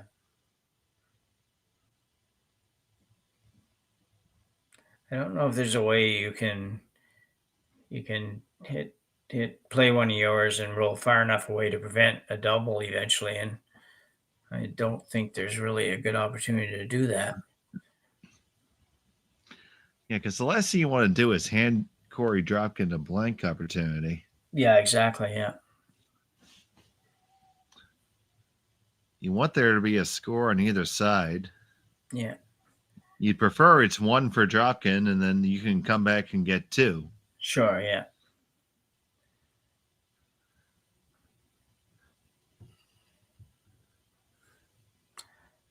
But these teams have been extremely evenly. These teams have been extremely evenly matched. Deuces have been hard to come by. We've had a 3 and 1 deuce and 3 blanks in this game. I know it's hard to believe. Like Korey's team, well, both teams haven't scored much, but Dropkin's only scored once, and it just doesn't feel like that. It's like it feels like they've had more opportunities and scored more points than that. But so here's the come around that we just talked about. I thought this might wait one more shot, but they've chosen to play it now.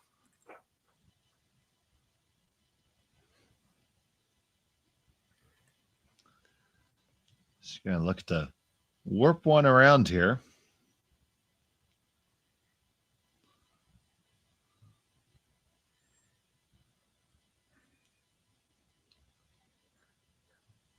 And the shot's away from Nichols.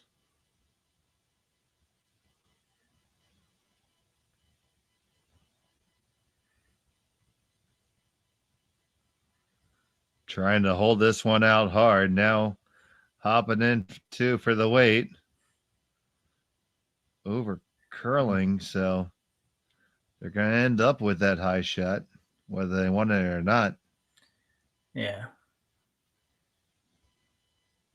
Yeah, I don't think that's too bad. I think, that's kind of where I thought he might call it in the first place, but I did like the come around. I just didn't know if it would be one shot too early. But now, is that the right shot for Korey now? you know what? I think it probably is at this point, Dave. I don't know. I don't think the green ones are going to be really hard to get rid of. So I think this makes some sense. He goes around. Gushue's probably following him down almost no matter where he ends up. And he might have his chance at two if he can make a good shot here. So Andrew Ste.Marie can have a big draw here.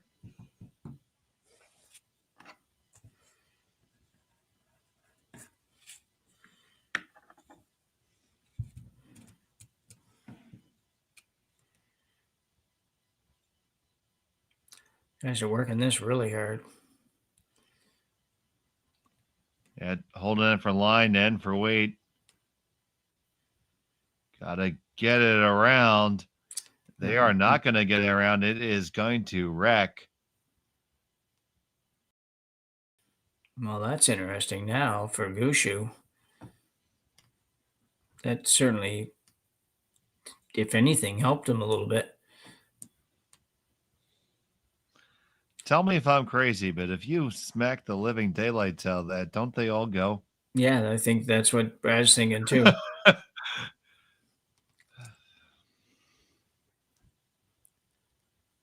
Certainly two of the yellows go, and it's just a matter of that back one. I think he'll catch that.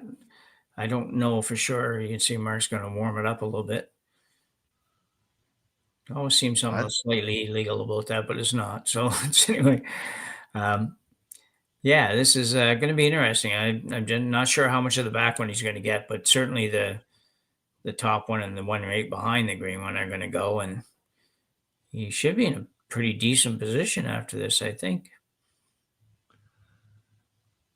So Brad Gushue looking for the big shot here in the 7th. There you go. On the one, bang, bang, bang, and there they go. All the yellows explode away, and it's Gushue, line 3.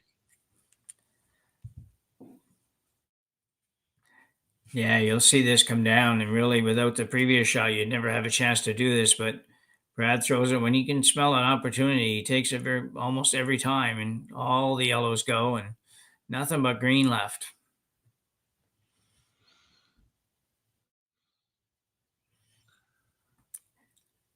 Yeah, Ste.Marie's rock just ended up in the worst place it could end up. It wasn't even terrible being short, but he had to be shorter than that. If you're going to be short, you got to be short. So Dropkin's going to try to get rid of some stuff here. He can probably get rid of all but one, to be honest. I think he can hit the top green onto the green on the top of the 12-foot, which might make the double on the other one. So I could see that probably didn't make a lot of sense, but in my mind, it's perfect. So it's I think he can get rid of three of the 4. Yeah, I see a good possibility of 3 going here too. So Yeah. I might be crazy, but you're not. So we're in good shape. No, we're doing good.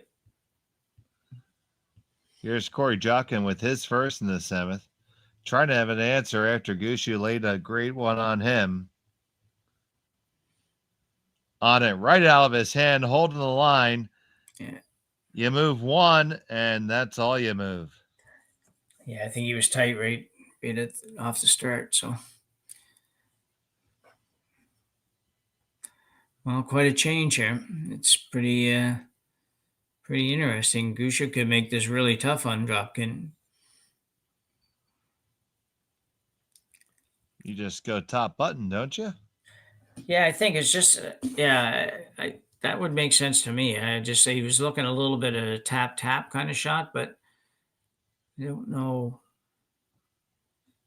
Not sure why you do that.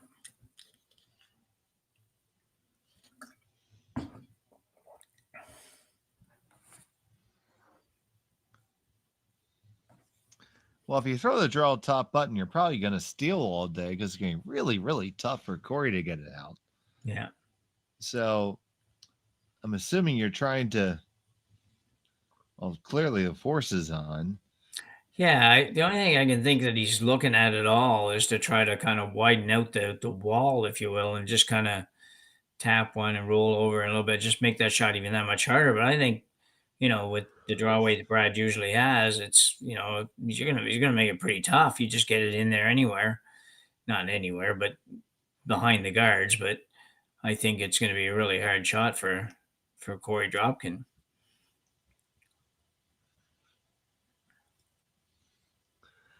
Adam Casey being a good lead and getting the rock ready for his skip, as I'm sure he has expected in the past. Yeah. That's why he's playing lead, not second now, because he does a better job than Jeff probably on that. So here we go. Those are your words, Jim, not mine. Yeah.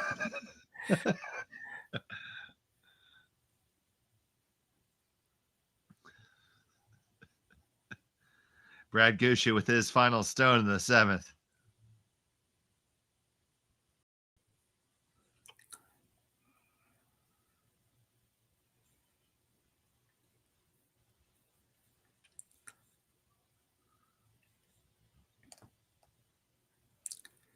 Casey trying to hold the line.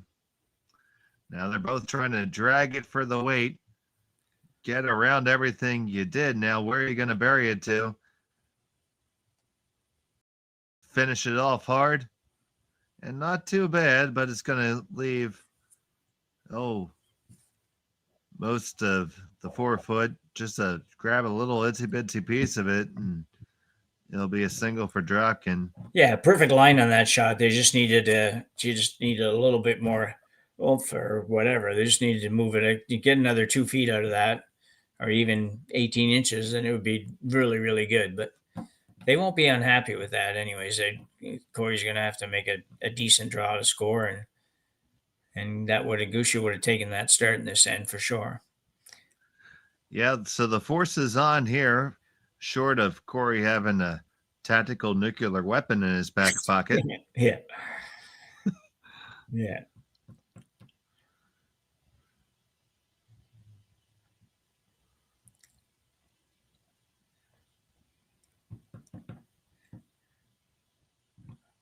These aren't gimmies because the ice curls so much that you gotta go out there quite a ways to be sure to clear that pile of rocks at the front.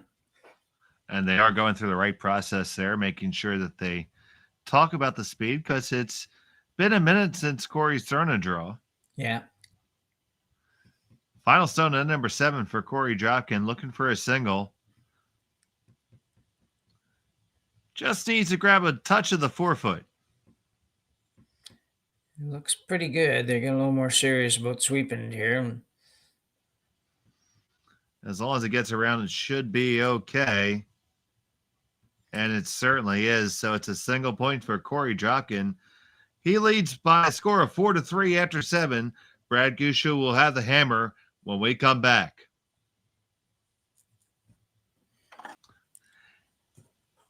We're back here in the 8th end of the Henderson Metal Fall Classic, presented by Kioti Tractors of Ontario. I'm Dave Schmel. I'm joined by Jim Nix, and we have been treated to a great game with all of you here watching between Korey Dropkin and Brad Gushue. Yeah, it's been a good one for sure. So we have Brad Gushue trailing by 1. He has the hammer here in the 8th end. Looking to score a deuce to get the win here.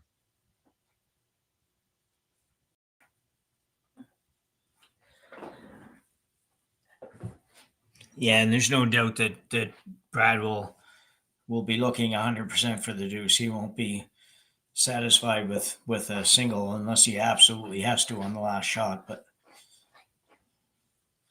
seen enough to see these guys play that they're going to throw whatever it takes on that last one to get 2. Little wobble there, but a good recovery.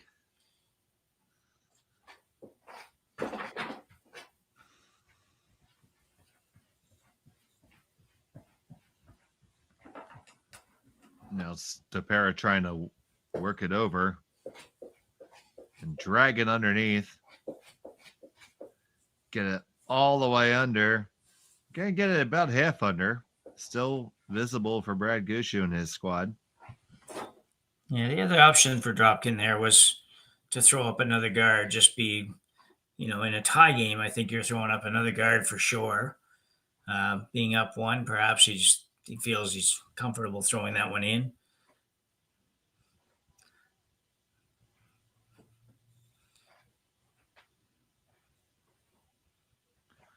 So playing hard for the force here and trying to get to an extra. Yeah.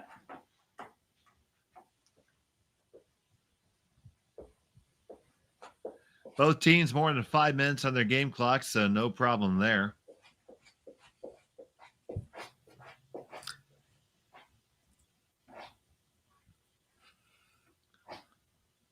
You see Korey adding to the stack. We've seen this script played a few times this game.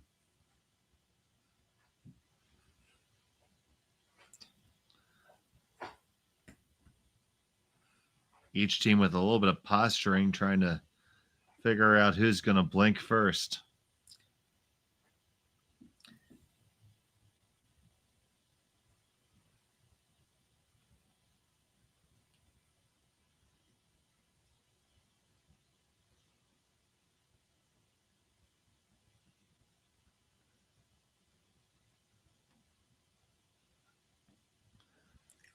This one does not make it around the guard.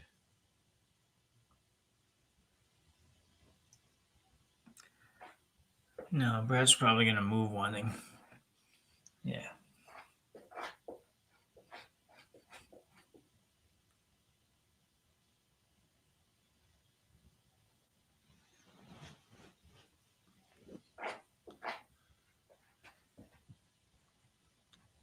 Are you looking to leave your shooter here someplace or just more of a straight peel? No, I think you're looking to leave the shooter right there. It's in being a good spot for you. It's very close to the rings, and your green one's on top of the yellow one in behind, so just sit it right there. It's perfect. This one's crawling up a good deal. It's going to move them both. Whether you want to or not, they're both gone. Yeah, I think that's exactly what they were playing. I don't think it was there you go. Okay.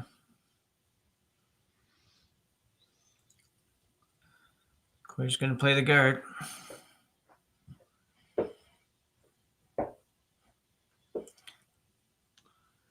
So I'm assuming you want to drop this as long as you possibly can. Yeah, I think it's I would consider probably like a halfway kind of shot, something like that. I'm going to have a chat.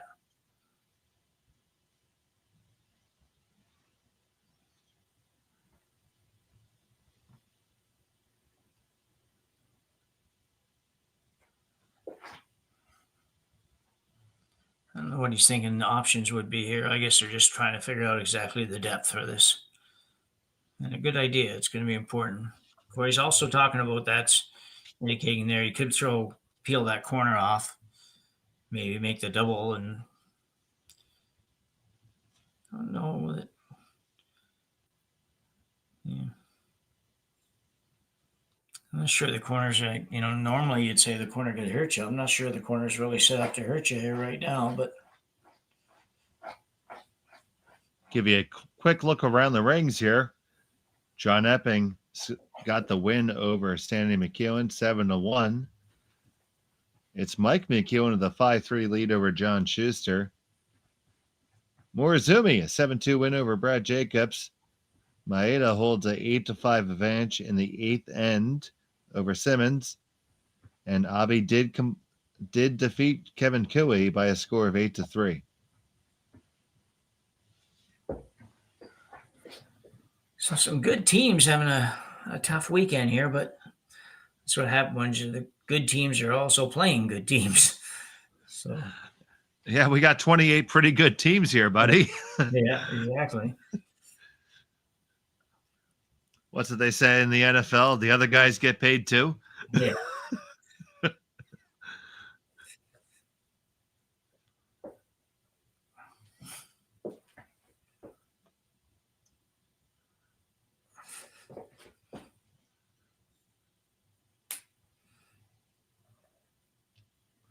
So they're going to get their guard. And that depth is right where you wanted it, about halfway. So they could have saved all that time and just listened to you. Yeah. I've done some coaching.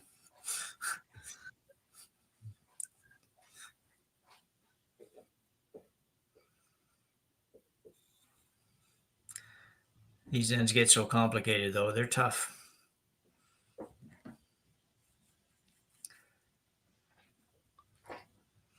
So now here's Jeff Walker with his second.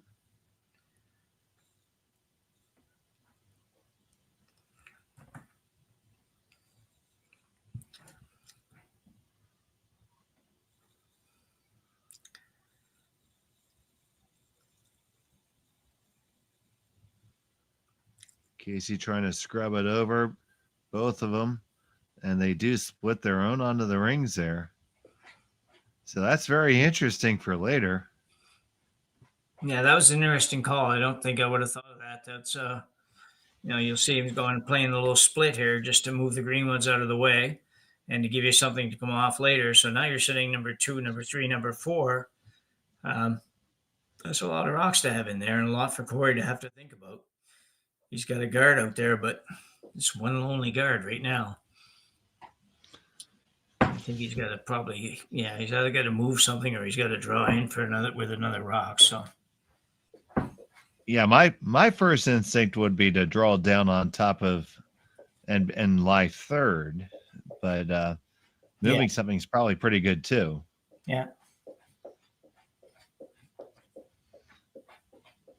But another shot definitely worth the conversation. The rubber is meeting the road right now. Yeah. They might use up all this time they got banked by the time this end is over anyway. Okay.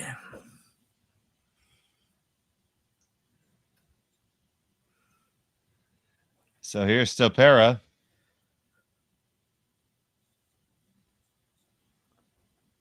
And come with the out turn and try to get this one moving and roll on in.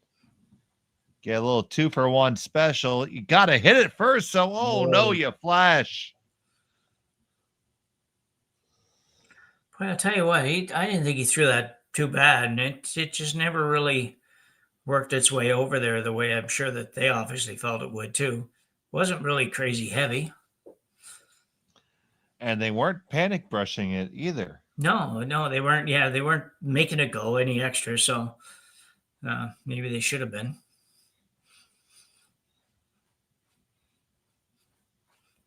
So now opportunity knocking for Gushue for sure.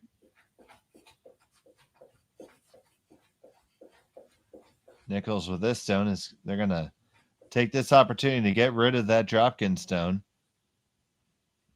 Casey will work it in and that's a nice bye-bye yellow. So now it's Gushue with 4 in the rings. That one rolled off enough. Probably rolled off more than Mark would have liked it to roll off. So looks like Korey's going to play some kind of a draw here.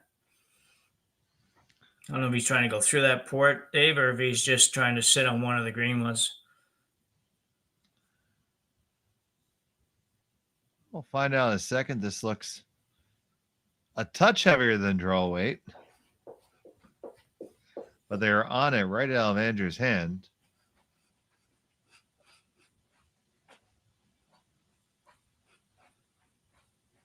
And they are going to come down to the shot rock and move it just a skosh and leave themselves in a pretty decent spot. Yeah, it's a good spot. Another timeout, maybe? Yeah, it looks like Brad just called timeout here. Dropkin has about 1:30 on the clock the last time I looked at it.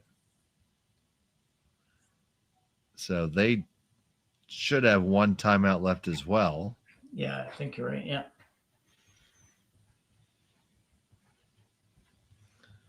This is the second timeout for Team Gushue, but they have another 4 minutes behind. Yeah. This is a tough call here. I'm not quite sure what's the right shot to be, what the ratio would be here. Mark's last one came around there pretty hard. He could probably get to the yellow.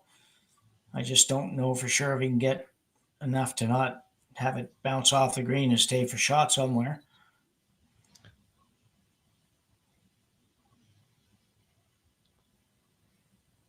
I suppose you could draw around the outturn side. Yeah, you could, yeah. But then you're leaving the yellow for Korey, which is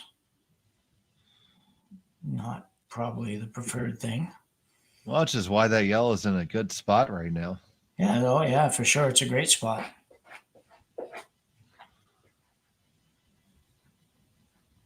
As good as it could be at being surrounded by a host of your opponent's rocks. Yeah.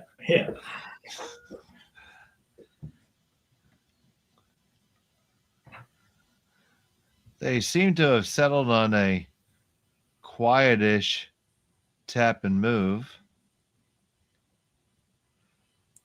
Oh, he's going to go this way? Oh, okay. Yeah. So you're going to see Nichols come here on the out-turn side and raise his own onto the Yellowstone of Korey Dropkin and try to push it through the rings.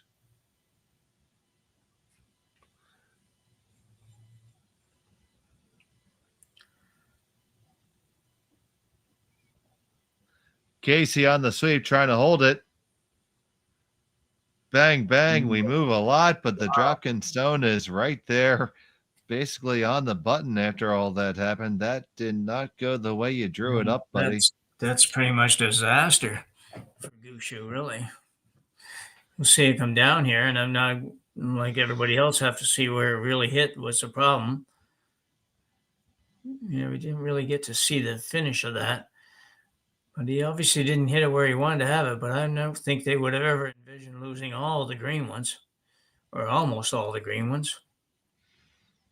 Well, I don't know what the technical term for it is, but I'm going to say that's not good.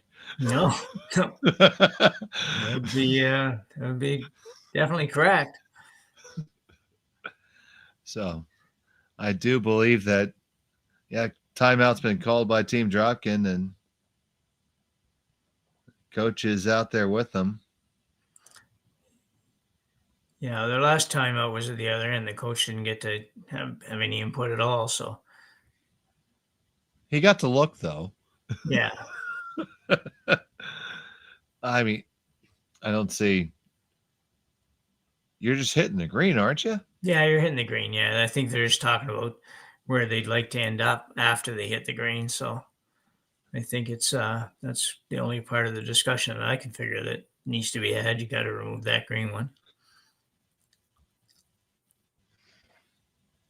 So where do you think it goes? Well, I think they indicated they want to roll to the other side of center, which would be probably top 4 foot, something like that. Or top 8 foot rather, probably not top 4 from where it is, but that's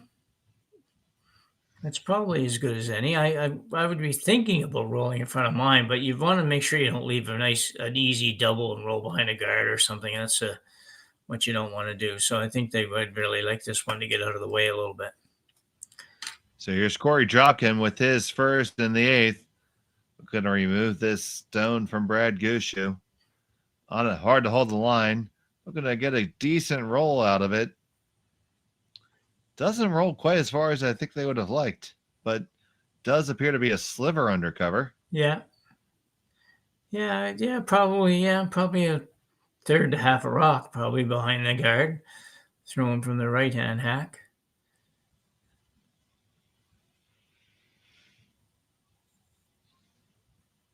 So if you're Gushue here, have you given up on trying to score 2, or? No, definitely not. No, they'd be thinking 2 right till they can't possibly get 2. So I think this shot is to come around to the yellow, and I'm not even sure that they're trying to move the yellow and be shot after this. I think they might be thinking about that slash on the green. If they could put this on the right angle, and then they could run the green one back in. I know Korey's going to throw a rock in between there, which complicates things a little bit. But I didn't get the impression with that ice and with the way that they were looking at it that they're actually trying to move it. I think I would have a shot. Yeah, that's the inconvenient part of this game. Your opponent gets to throw to. Yeah.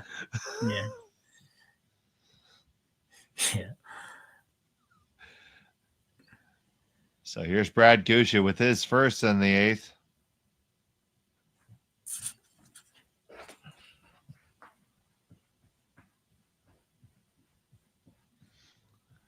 On it, hard to hold the line. Now we're trying to drag it for the weight as well. Got to get past that guard. Past the guard. Oh, you never did. And you left it high. Oh, my. It's still Dropkin sitting 1-2. Yeah, that wasn't certainly was not part of the plan for sure.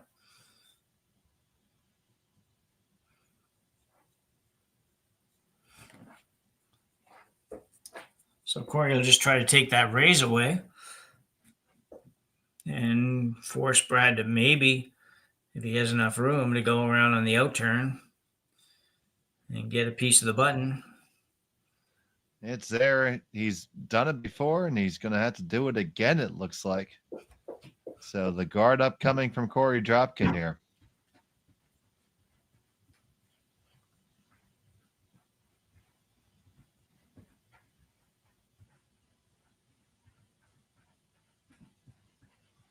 Korey Dropkin and the team from Duluth.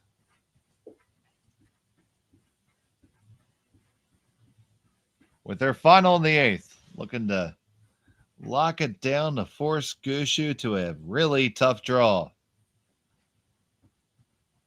Let me get it to just the right spot. Bring it up there and drop it right there, guys. There you go.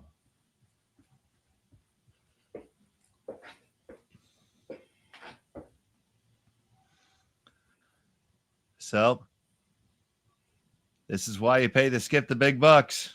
Yeah. Put it on the lid, Skipper.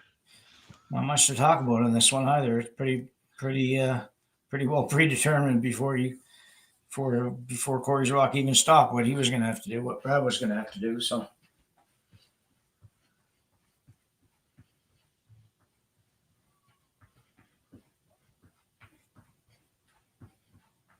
Brad Gushue, the 6-time Briar champion, needs to pin this one with his final stone in end number 8 to force the extra.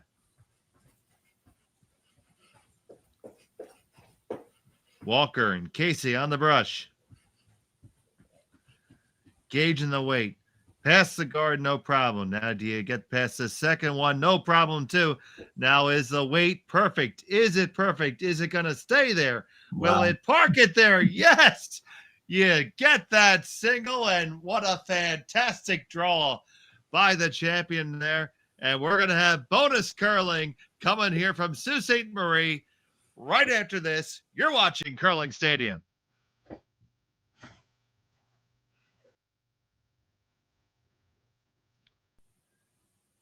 We're back here in the extra end here at the Henderson Metal Fall Classic presented by Kioti Tractors of Ontario.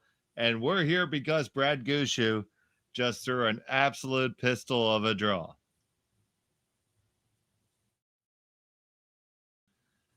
And here's another look at it. Managed perfectly by the brushers. Negotiating past both those guards and stopping right on the pin. That's a shot of a champion right there.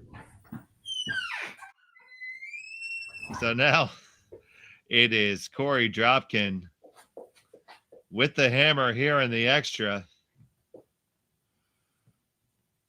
And a big mistake. The first stone comes in, slips in. That is obviously a big error. I'm Dave Schmel, joined by Jim Nix, Ryan Jakes on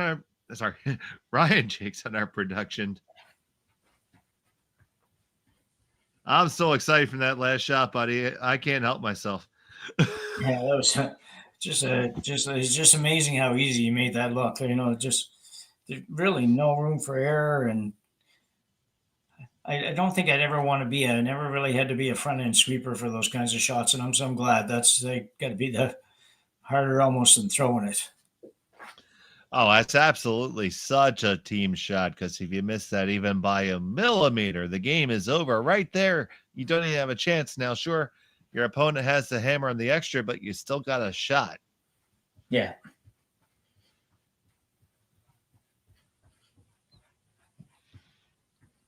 That guard does go up. Now, not touching the center line, so you could tick that if you want it. And yeah, I do think that's what Korey's calling.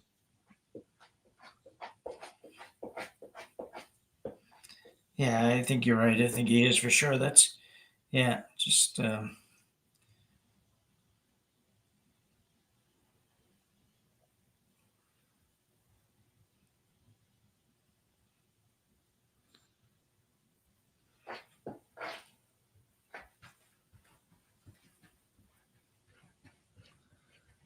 This is here, and Gushue's going to see if he can get to that center line. He does, and it's going to have to go on back.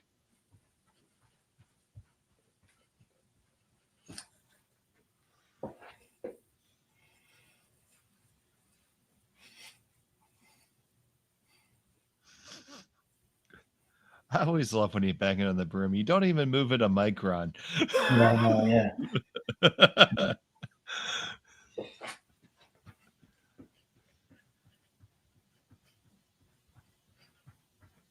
That's a big break for Gushue, though. Yeah, absolutely, because that first guard did slip in, and if they had been left without any guards, that would have been terribly unfortunate. Yeah. And uninteresting for us. And it is all about us, Jim.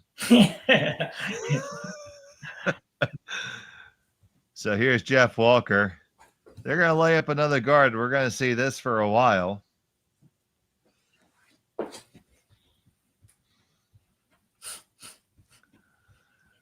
Now, Dropkin, he's got his stone that wins sitting there on the edge of the 12-foot. That's all he needs right now. He just needs to make sure that Gush doesn't get a better one.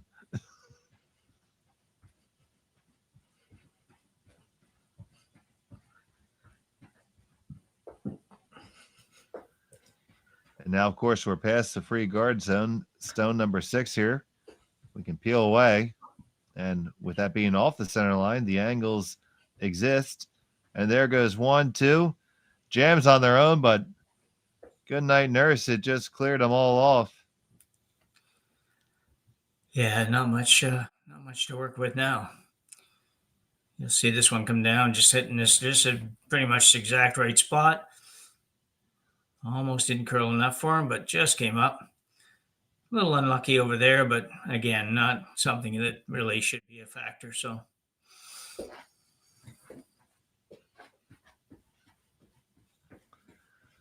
Jeff Walker is going to have to throw another guard here. They're going to need a miss out of the Dropkin rink here to have a shot, a legitimate shot. Yeah, exactly. Yeah, it's hard to get those nowadays. These peels.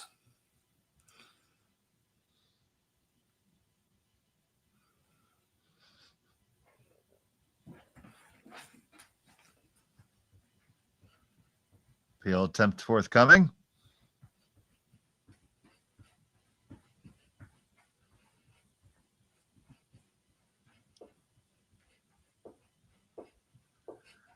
Hal makes that. It's over the top of the one in the rings, but that's not a problem.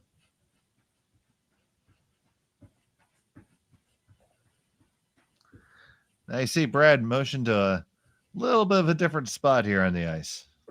Yeah, quite often it's it seems like years ago we used to always just keep throwing the exact same spot, but ice conditions were different and everything else, so you might get an odd miss on a peel. But now it's it's a good idea sometimes to move it around a little bit. Don't get too hung up on whether or not you're going to be guarding the exact button, because you need to get something and make the other team think a little bit, maybe get a little bit of a half miss even somewhere here. Because right now the best guard available for Gushue to use is that Dropkin one that's hanging on to the 12-foot, and that's not much of an Alamo to defend. No, you're right. That's not a big helper. This is close, but over the top as well, but a peel made by Ste.Marie.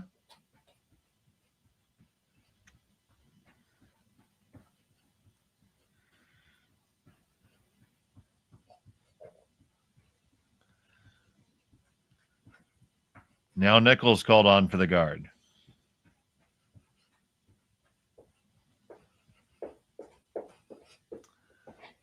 First reaction is that this one has plenty.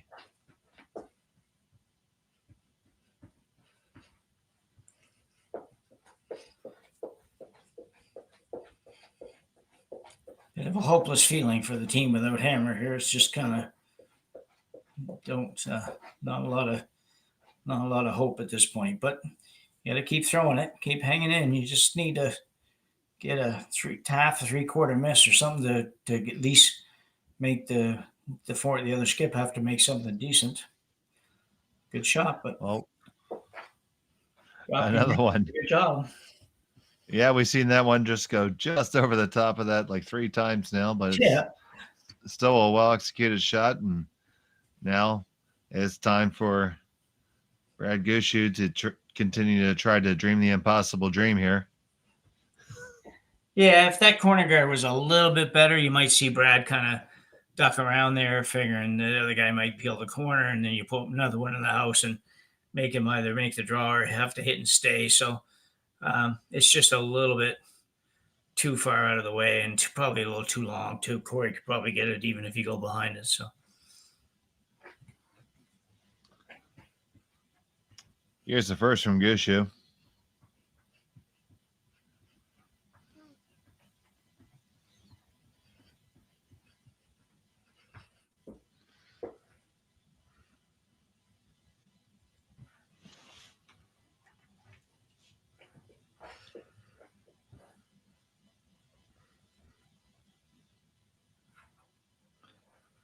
It's there just a little bit further than halfway. The broom goes right on down, and Dropkin's going to try to dispatch it.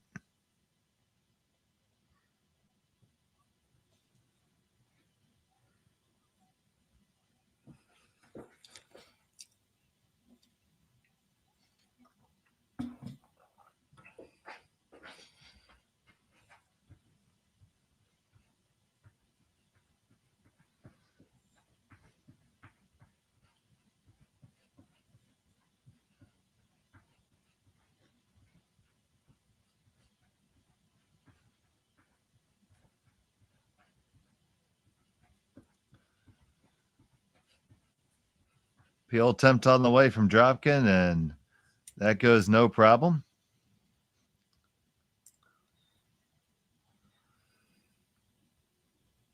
And now you see Gushue is going to put it right on the edge of the 8.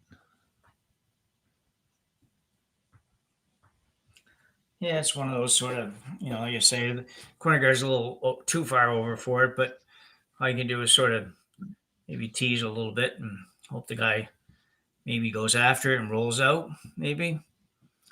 And get an extra end. Yeah, exactly. Yeah.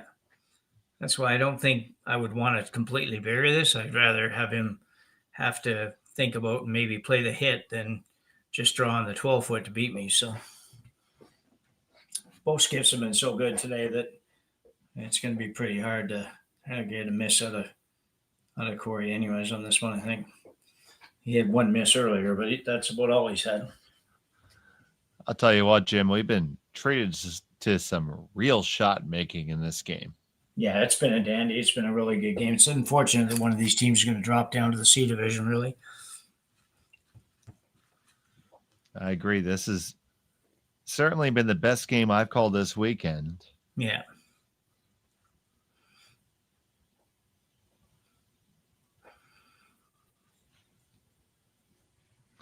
And you see that one settle right in the tee line, right at the 8-foot, right where he put down the broom. And Korey is going to hit it. So it's going to be a hit and stick for the win. They better do that housekeeping and don't ever want that to pick. That would be terrible. Yeah, for sure. Yeah. So Korey Dropkin ready for his final in the extra.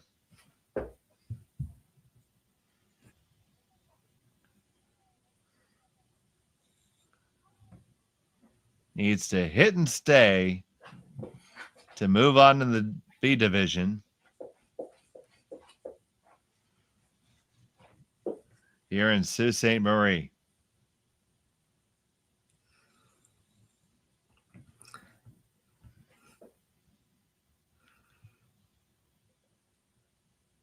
Final stone of the ninth on the way. Fenner just a heavy clean. Now trying to hold it to keep it around. Hold it to keep it around. You got to keep it around. Keep it around. Oh, you don't want to roll out. And you do.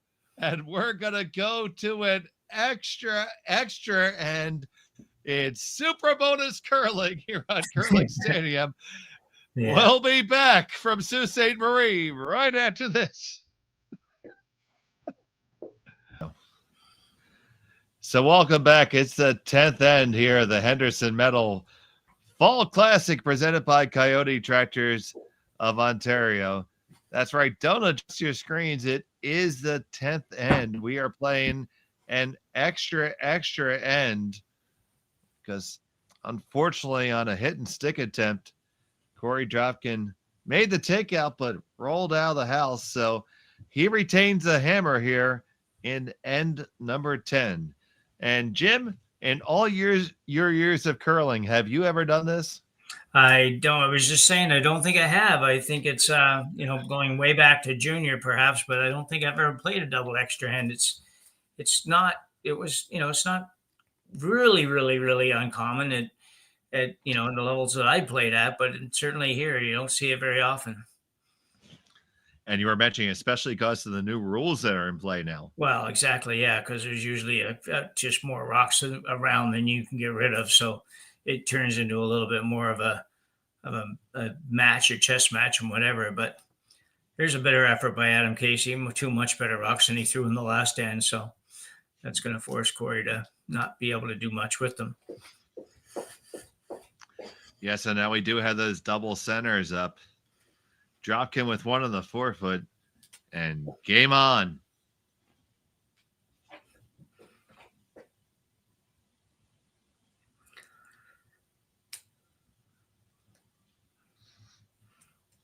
Korey will go in the house, and then you'll probably see Brad come right in on top, and then some peels will start to happen. So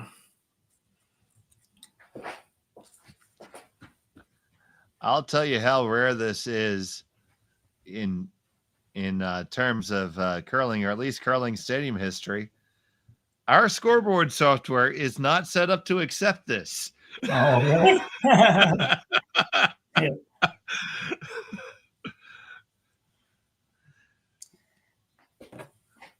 So don't adjust your monitors. Don't bang on your vertical hold. It is the 10th end. And by the way, I don't see a 9 in the scoreboard either. So yeah, they weren't ready for it here either.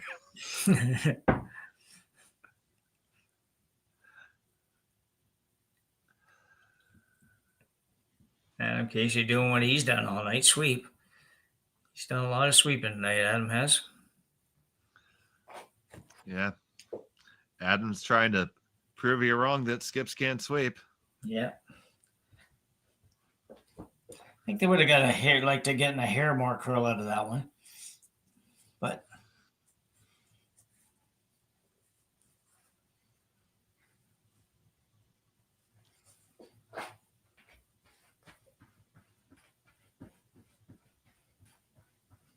so now we're going to look to open these up, and both teams receive, once again, their full allotment of time for this double extra. Yeah.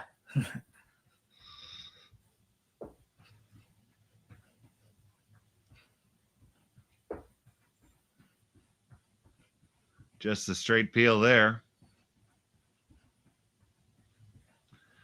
So Gushue electing to come on in at this point.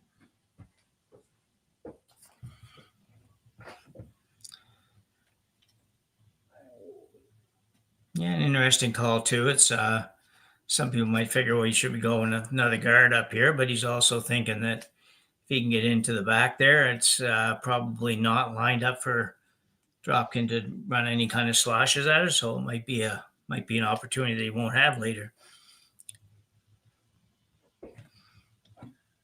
Yeah, decidedly early to be jumping in the pool here, but he decided the time is now. Yeah, I don't know what happened. Not getting past anything though. Yeah, that's not what you wanted. No. Now, mind you, you are playing 10 ends now, and you had full practices and everything, so the ice is probably tightening up just a touch. Yeah, quite possible. Yeah, it's yeah, you wouldn't expect Brett or Jeff to miss a shot by that much. That was, for the shot that was called, that was a big difference. So I think it's something definitely happened with that one. And they have played both extras towards the glass Yeah, for what it's worth. I always thought in the bond spills, why not do that? Like, people come to watch the games and then you play the extra end away. And I understand a little bit of the concept of that, but I just don't agree with it, I guess. Oh, we tell our participants that we want it to be thrown back to the warm room. Yeah. Yeah. If you're going to screw up my schedule, you're going to entertain my guests at the same time. Exactly. Yeah, that's right.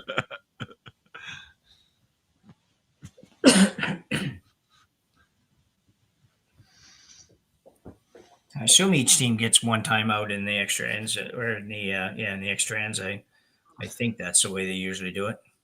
That is the standard practice. I've had the pleasure of timing a few competitive events.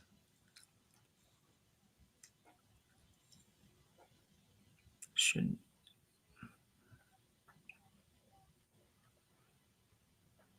By the way, thank you to anyone who ever does time at a bonspiel.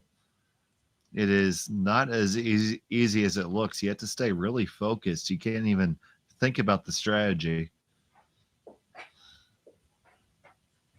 So the guard's going to come up here again from Brad Gushue. Hey, there we go. We figured it out. 10th end.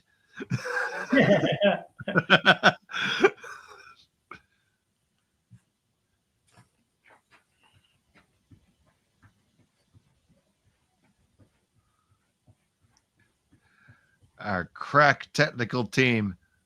There's nothing that we can't do.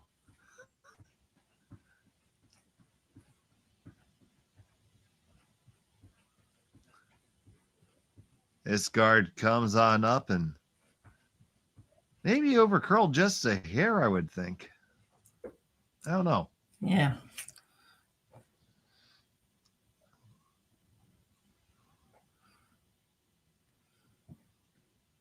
Going to give Korey an opportunity to move a lot of granite. And here comes Ste.Marie trying to do just that. The big heater coming down the middle. Slips past the one in the rings. It's going to just remove the single one. And another guard's going to come up from Team Gushue. Yeah, and I would agree with your earlier comment that I think these guards are just coming just a little bit tight. I think I might like to be another couple feet out just to prevent any kind of a double or triple or whatever at this point. So not a long way out, just a little bit.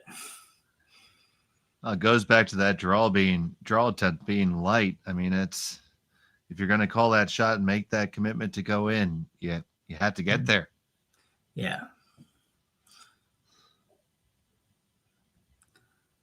That's a little bit better.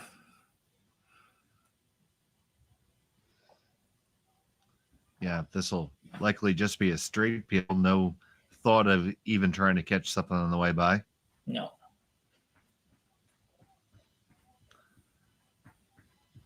Ste.Marie fires this away.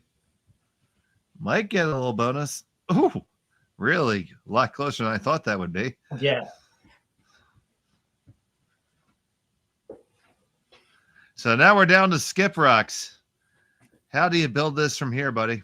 Well, Brad's got to go in now. He's got to go right in on top of the yellow and just see what Korey does with his. And we've seen him. He's basically the shot he made to send this game the way it is, and I think he'll be really close on this and puts it in there. It'll be tough for Korey to get it out.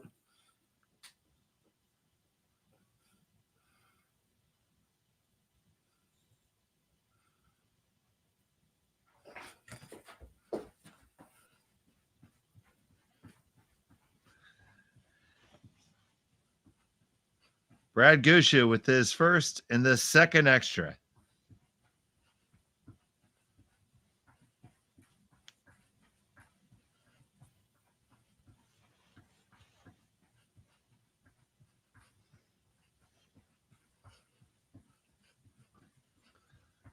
This is going to come around. I think it needs to find the brakes. Don't want to move rock too much. Pretty good indeed. Yeah, Does pretty look darn like the good shot. Yeah. You can see here, right? The boys are just kind of keeping it clean and making sure nothing happens to it because the weight's just perfect. And he seals it on there pretty good. I might have been looking for another inch of curl, but that's pretty darn good. Now it does look like the pinhole is available. Maybe we can get the dead overhead. Yeah, you can get right to the pin. Do you go there now, or do you try to make hay and move a lot and open it up? No, I'm going there right now. I think it's I don't know that you can get any more than just those top two out or the back yellow out. I don't know if the green will go or not, but you're not going to get rid of everything. And I don't really want to let Gushue throw that same shot again. Looks like he's playing kind of an in-between shot. Probably I don't know, a hacker board weight shot maybe. It doesn't have a ton of ice. If he can get right to the nose with this weight even, he'll be okay. He's just going to end up doing the same thing as making a perfect freeze. I guess probably a little more margin of error going this route.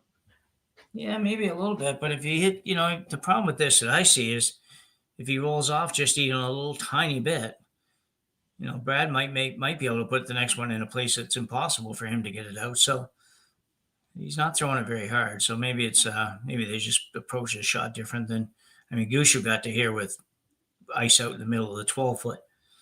They're trying to hold it. This is not going to get there. This is going to over curl. And it does wreck and open things up. So you're in a pickle now if you're Korey Dropkin, I would think. And timeout is called by Team Gushue. Yeah, it's going to take a minute for them to sort this one out, figure out what's the best option here.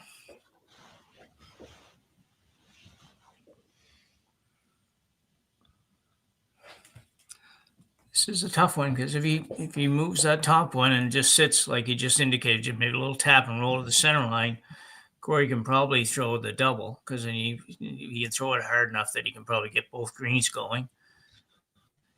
Can't really play the double and the two yellows. You could, but you're going to leave the back one wide open. So I think he's forced into playing some kind of a draw here.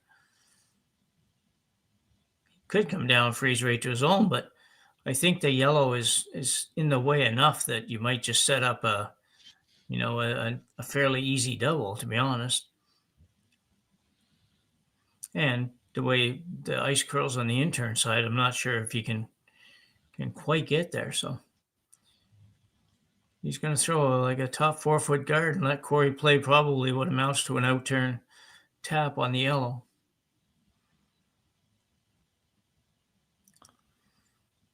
So line shot just behind the pinhole is Brad Gushue trying to find a way to cement this steal to win in the double extra.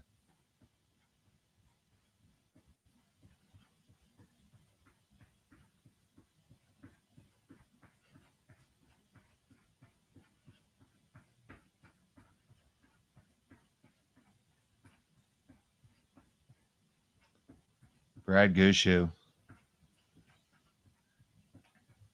the veteran from St. John's.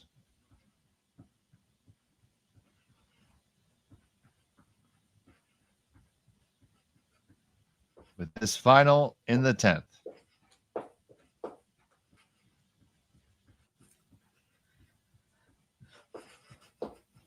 Working hard to hold the line. You want to be in just the right spot. Just want to get a little nuzzle off of that and come all the way up to cover it up. And is that good enough? Yeah, that's pretty much exactly what he called. It does leave Korey, I think, a reasonably makeable shot, assuming, like you say, assuming we're right on the fact that if he just comes up against the green one, that he would be shot and would cover a little bit of the hole. But it doesn't look like they think that's the case, though, Dave. Because that would seem like the choice, I think. Absolutely. We'll see how tight we can get to this one. Move, Andrew.